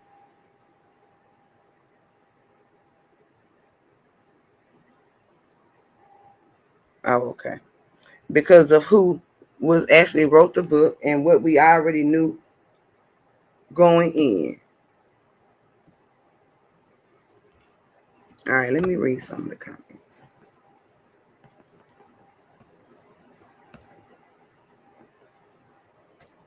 I don't believe that she has the virus. It's for attention and money. Oh, well, now. So she blamed another woman. I'm going to have to replay it. That is definitely, I feel like, Mother, that she really, in her head, yeah, she think that, this is kind of Eve's fault. Yeah, that's what I get from it, from what she said. And like I said, the last chapter is dedicated to her, the snake. And then it tells us, why she is the snake. And then she reflects back. And then she gives us a little bit more insight on things that she now pick up on, things that she didn't pick up on before about Eve. Hey, Eddie said, I think CB would feel better if she stopped blaming everyone but herself for her diagnosis. I mean, good point. He would name himself Bryce. Are you opening the phone line, TT? I mean, if people need to have the phone line open, especially with Isha not being here, I guess I could. I've been listening, TT, but in my opinion, she's not ill. I don't know what it is. Can't put my finger on it. Okay, that's just one hell of a lot to tell, Mystical. And I'm not going to say that it's impossible, because I probably have egg on my face, but that is just, I will say this, that's still going to be one hell of a lot to tell. Doug said the book has some good self-reflections. Could have expanded on how they affect her current life. Could have had more depth to the stories. Character development is important in a book about your life. Yeah. And I noticed that they started trying to make sure that people knew this wasn't an autobiography. This wasn't a book about her life. And it was about, a time period in her life. But clearly the book starts from the early age of 17, I think. I mean, well, at least she takes us back to 17, but, well, let me not misspeak. She may have taken us back to bring us forward. But nonetheless, I still feel like if it's real events in your life, whether if you're talking about writing down a day of your life or your whole life, it's still considered an autobiography. Now, like I said, maybe I need to Google that and, make sure I know what an autobiography is. If you was outside selling cat, it's the risk you take. Sexing with old friends, new ones, strangers. Moral of the story, protect yourself. Her excuse would be she was an addict of drugs, sex, partying, etc. Sister said, very interesting. I concur. Thank you, TT and Isha, for taking the time to review the book, because the characters she displays on this app, I would have never wasted time to read it. Thank you, Callie, for joining us. I'm glad that you stuck around with us, and I hope you enjoyed the breakdown. The cancer didn't get enough attention, so they came up with TIS, Child, Lakers. That's just a whole lot. That's a whole lot for me to digest now. I believe the cancer would have been harder to pull off. I'm just saying. Child, y'all is crucial. Hey, Lady Champagne. Chapter 10 was Bryce about the interview. Okay, thank you. Let me get to that. Chapter 10. Let me get to chapter 10. And Lady Champagne, did you buy the book?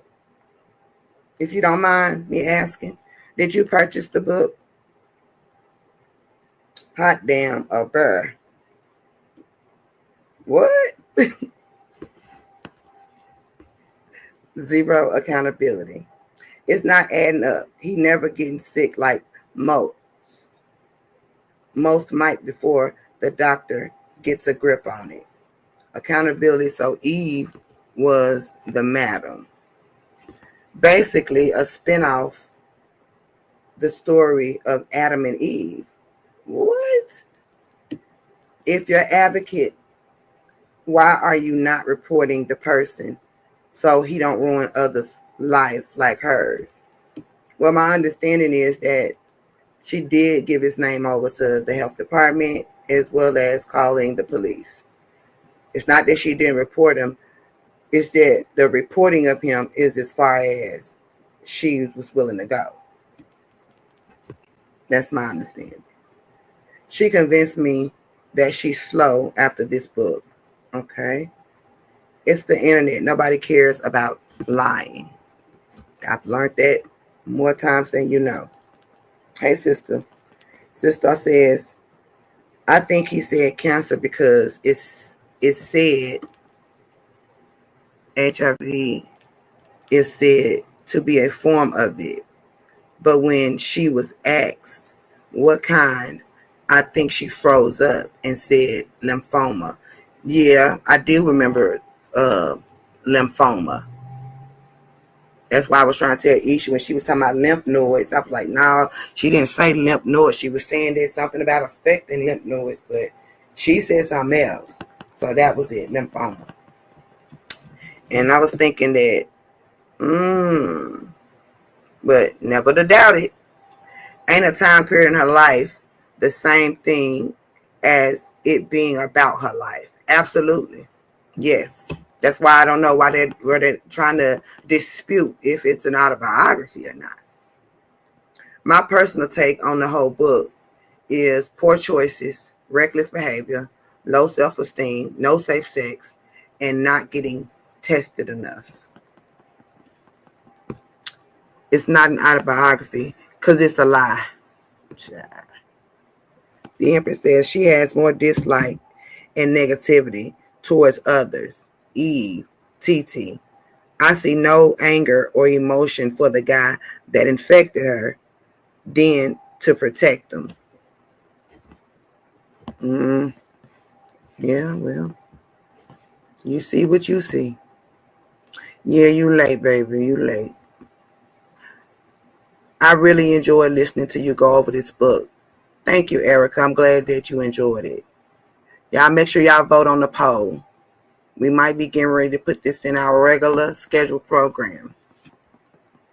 Virgo says, what is mind-boggling is the zero self-reflection and zero humbling, blaming the snake.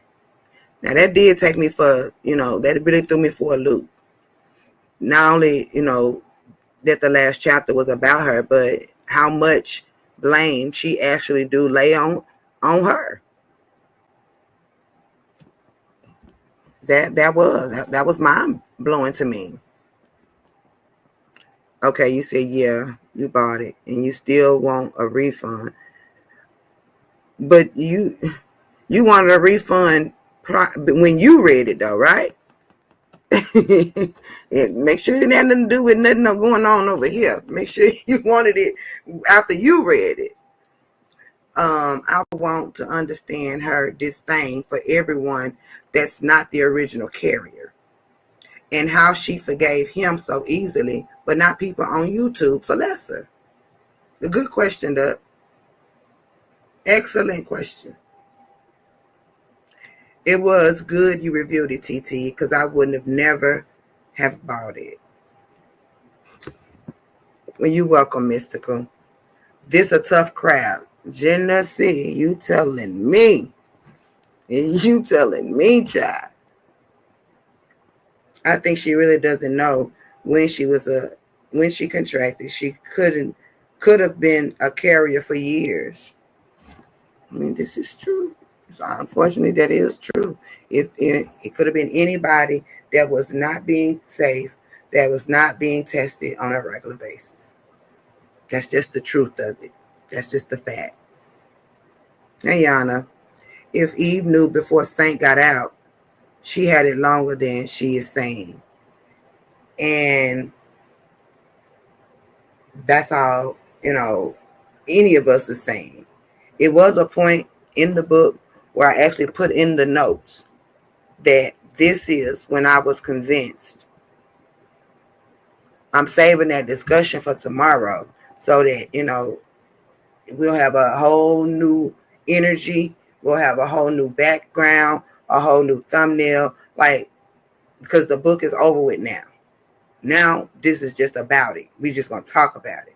But it was a point in the book in which I said, okay, right here is where I was convinced, because Isha been saying it. She been saying it.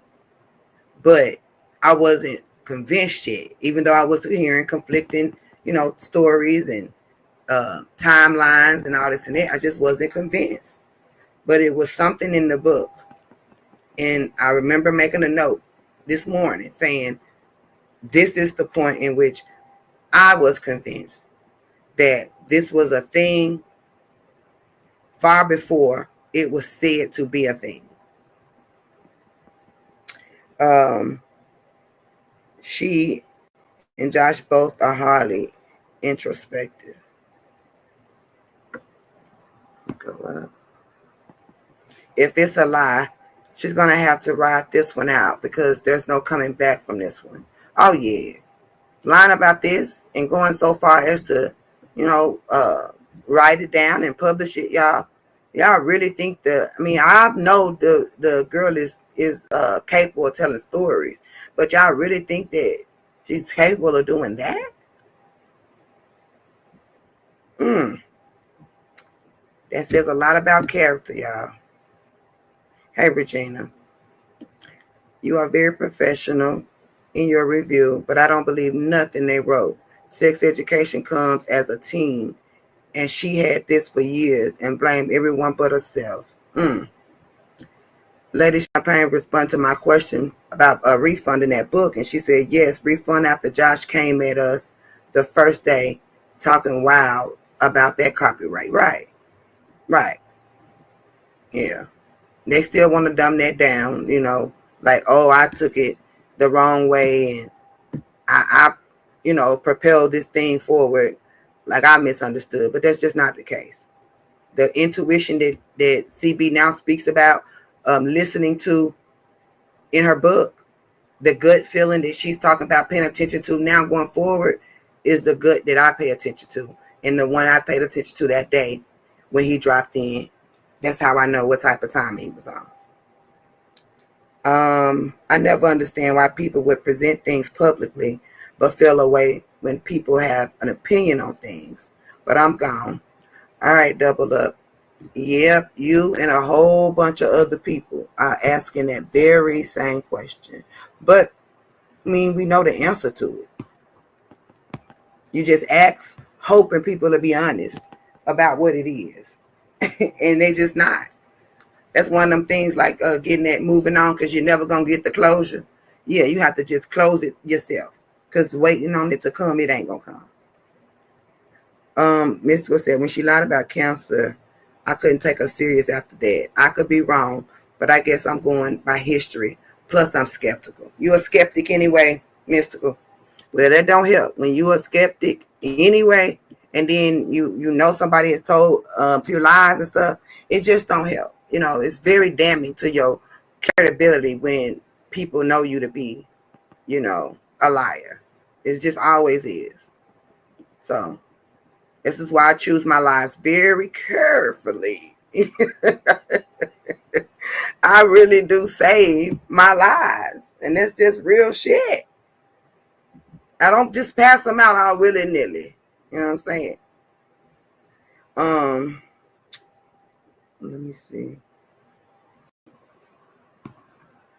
Your review made the story more interesting. I think more people are going to be interested in knowing more, reading and purchasing a book. I believe so too, because, I purposefully, left certain things out. I told y'all about certain things that was in the book, but I did not give it to y'all because that would still leave room for y'all to go and see for yourself if you was ever interested. You know what I'm saying? Now you might be, prompted to go and get the book. The option is there. The option is there. The link is rotating. Y'all know how to locate it if you still want to read the book word for word. By no means am I trying to block that.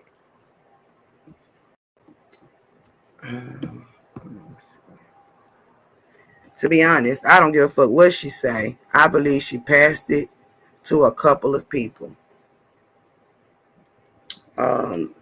Not to mix things, but just going off of what we've been able to witness and then to read the book and see what's not in the book, it's just kind of hard to ignore those other couple of people, that were after she began to have signs and symptoms. Like minimally, they were exposed. Which is why I was saying how I don't know if I could be so, at one with self and, completely rebuilt. That would still be in progress for me. In process. Because, I got to wait and make sure that I didn't just destroy other people. I just don't know how I could. But this is an individual journey. This is not our story. So you kind of have to just take the words and then go from there. Hey, Manny, thank you so much. She can't blame you for how she has made we the people feel or think about her actions on this app. I said very early on that it's misdirected anger as it relates to me. And I mean, I know it. There is some disdain for me, but I'm also getting hatred and emotions that were already there from other things as well. You can catch a thief. You can't catch a liar. That is a fact. That's true. You're right about that. Hey, Paulette. She's still protecting him and he's still infected.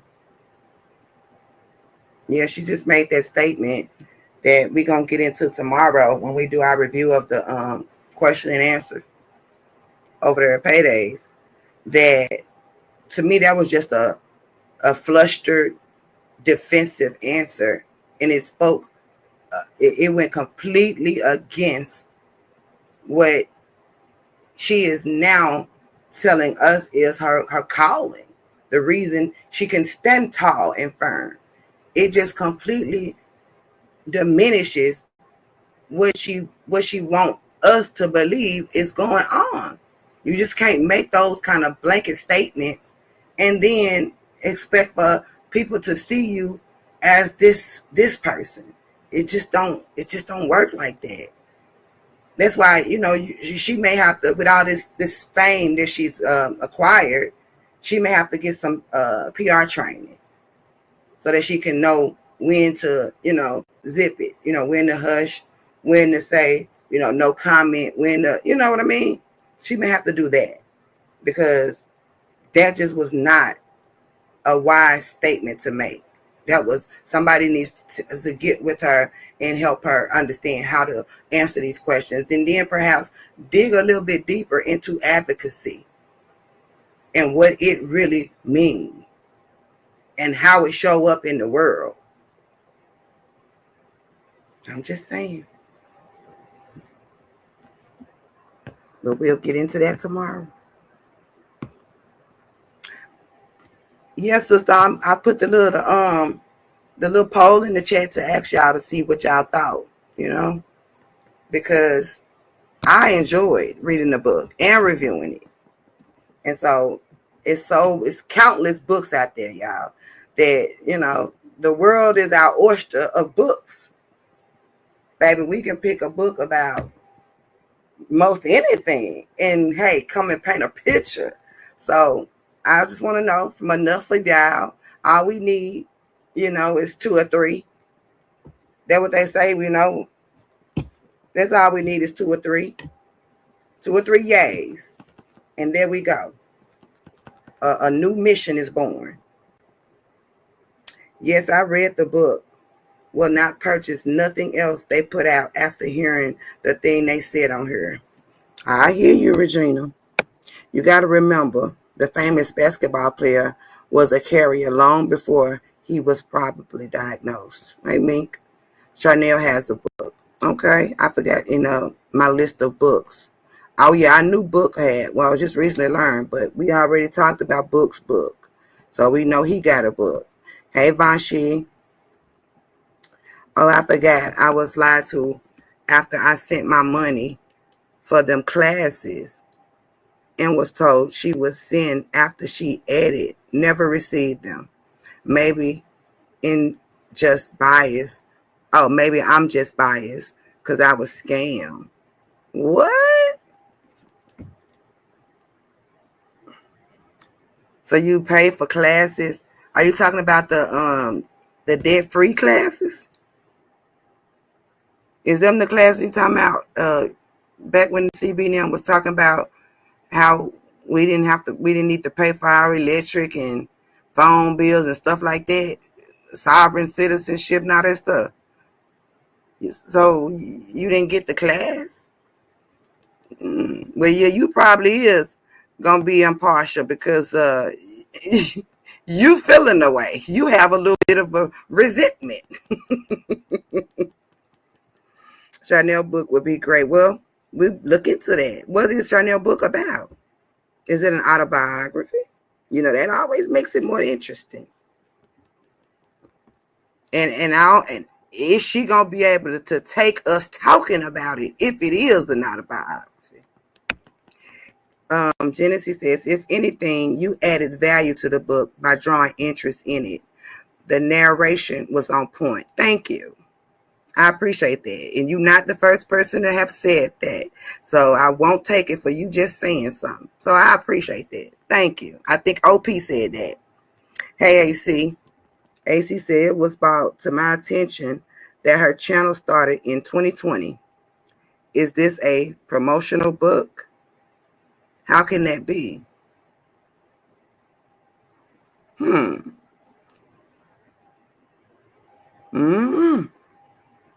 Maybe that's something they'll respond to. Because they definitely be listening. They be acting like they don't, but they most definitely do. We could tell by all of the things that she wants to point out. The questions that wasn't getting asked, but she was answering them as if somebody had asked. They had came by way of this here platform over here, child. I know y'all saw it. I don't think she put the guy name out because she doesn't really know who gave it. She said Smurf because she saw people in the chat blaming him, and it was easier for people to believe. That's really unfortunate if that's how you chose. That's really unfortunate. That's fucked up if that's how she chose. You're going to see on a poacher, a poacher. You're going to see on a poster in urgent care. Why would she be on a poster there? I have always seen her as a person that wanted to be in the spotlight. Oh, yeah?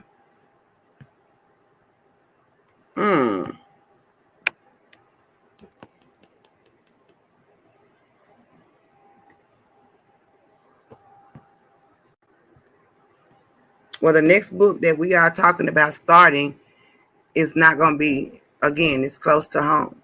So, y'all just wait for it. I will definitely be here listening to any book you bring to the table. Okay, let's go, Erica F. Let's go.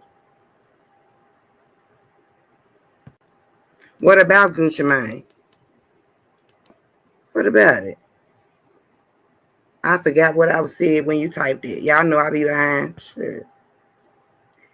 If I had a friend dealing with this, I would encourage my friend to seek therapy and get clarification on how to deal with emotions to come, not write a book. Lady Champagne, it's so many things as a friend I could see me doing. And that ain't to say that it ain't being done. But I know we only can go on how things have been handled that we can see.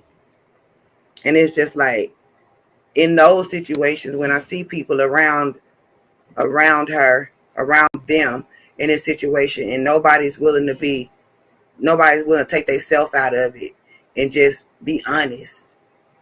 It's sad to me. Because to me, it's just the same as, commending bad behavior, celebrating bad behavior, celebrating lies, perpetuating lies, and being okay with it, making that normal. And it's just not. It's not okay. It ain't the norm. And I'm not going to turn it into the norm. And the Empress said, yeah, she did not get them classes.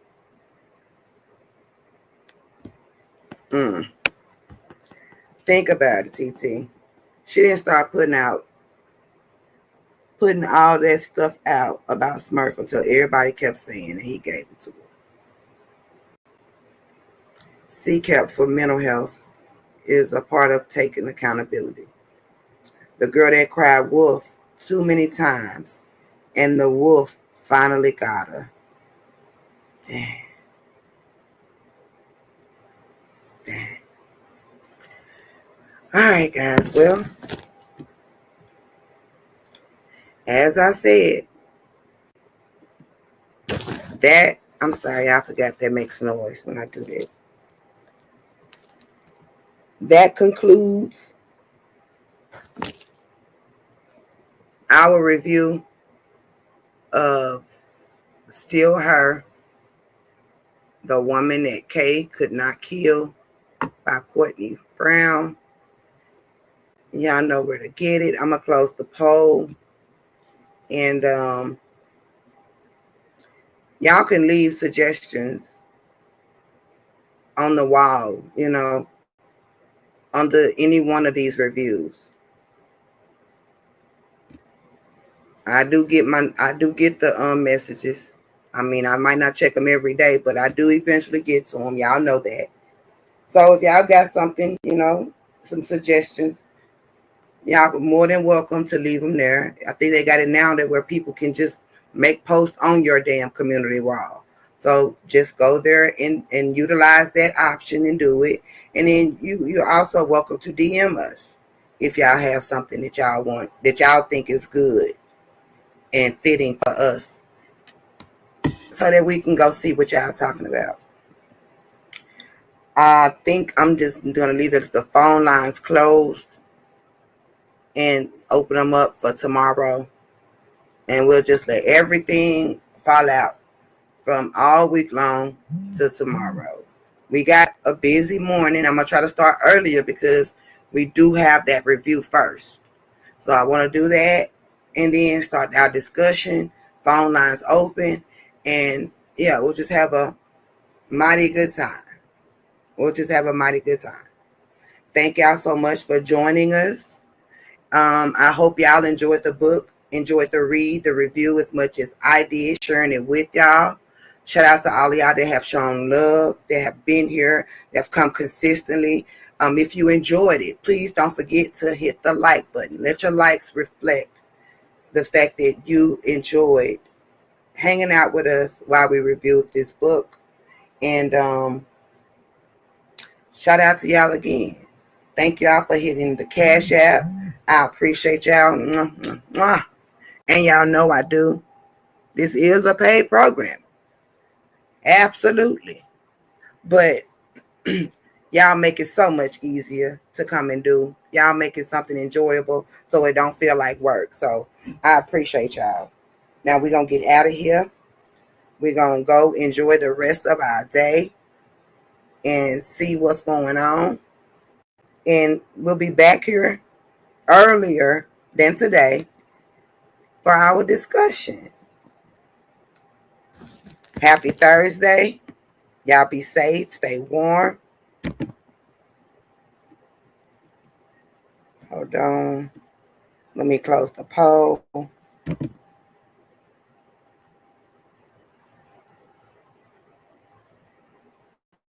Let's see what the poll said. Hold on. I'm in another screen, so the audio might be messed up. Just give me a second.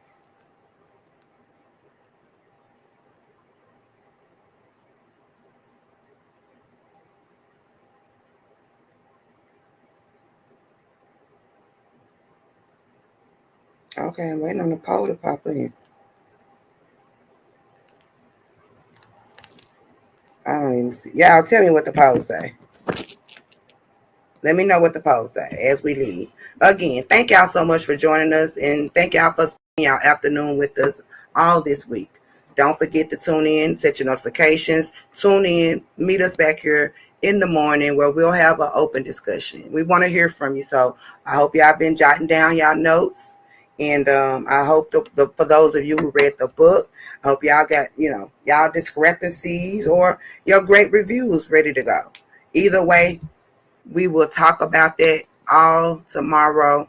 Go enjoy the rest of y'all day. And again, if y'all don't know that you are loved, let me tell you that you are. It don't cost a thing for me to say I love y'all. That's the godly thing to do. right? And I most definitely am a child of God. So you can believe it when I say it. I will see y'all tomorrow. Mwah. Go enjoy the rest of y'all's day.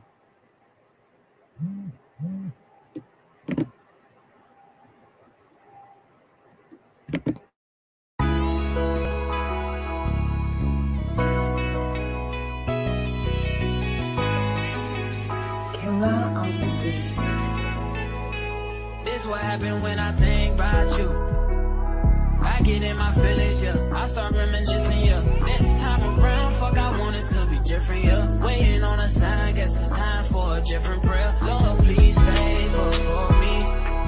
Do this one favor for me. I had to change my players' ways, got way too complicated for me. I hope she's waiting for me. Everywhere she go, they playing my songs. That's why I say the things that I say that way. I know you can't ignore me, but yeah.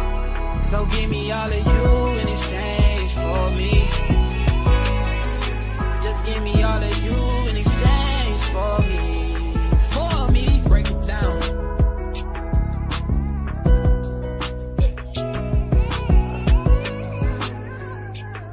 Yes, sir. We used to lay up and then stay up, have sex and then blow dang. I shouldn't play no games with you, just leveled up my brain. Last time I saw you, we ain't speak, that was strange. Yes, there's nothing I could do, man, it's true. Exes changed, yeah. Hey, yes, you changed for the better. I know you know how to make me jealous. I was never loyal, let you tell it, yo. But I'm ready to fix it if you ready, baby. Yeah. So give me all of you in exchange for me. Just give me all of you in exchange for me. For me. For real, shout.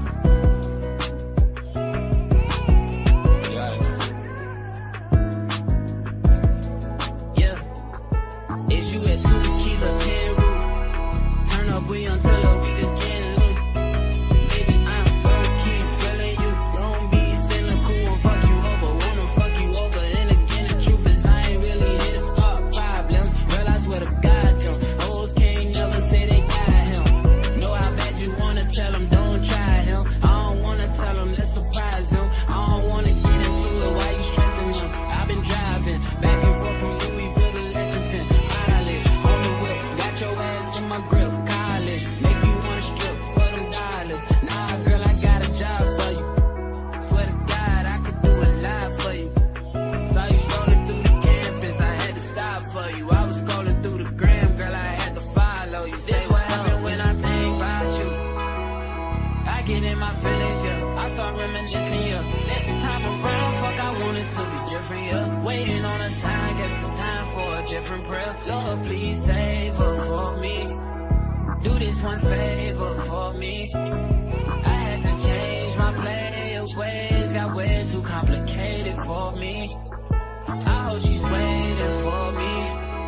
Everywhere she go, they playing my songs. That's why I say the things that I say that way. I know you can't ignore me, but yeah. So give me all of you in exchange for me.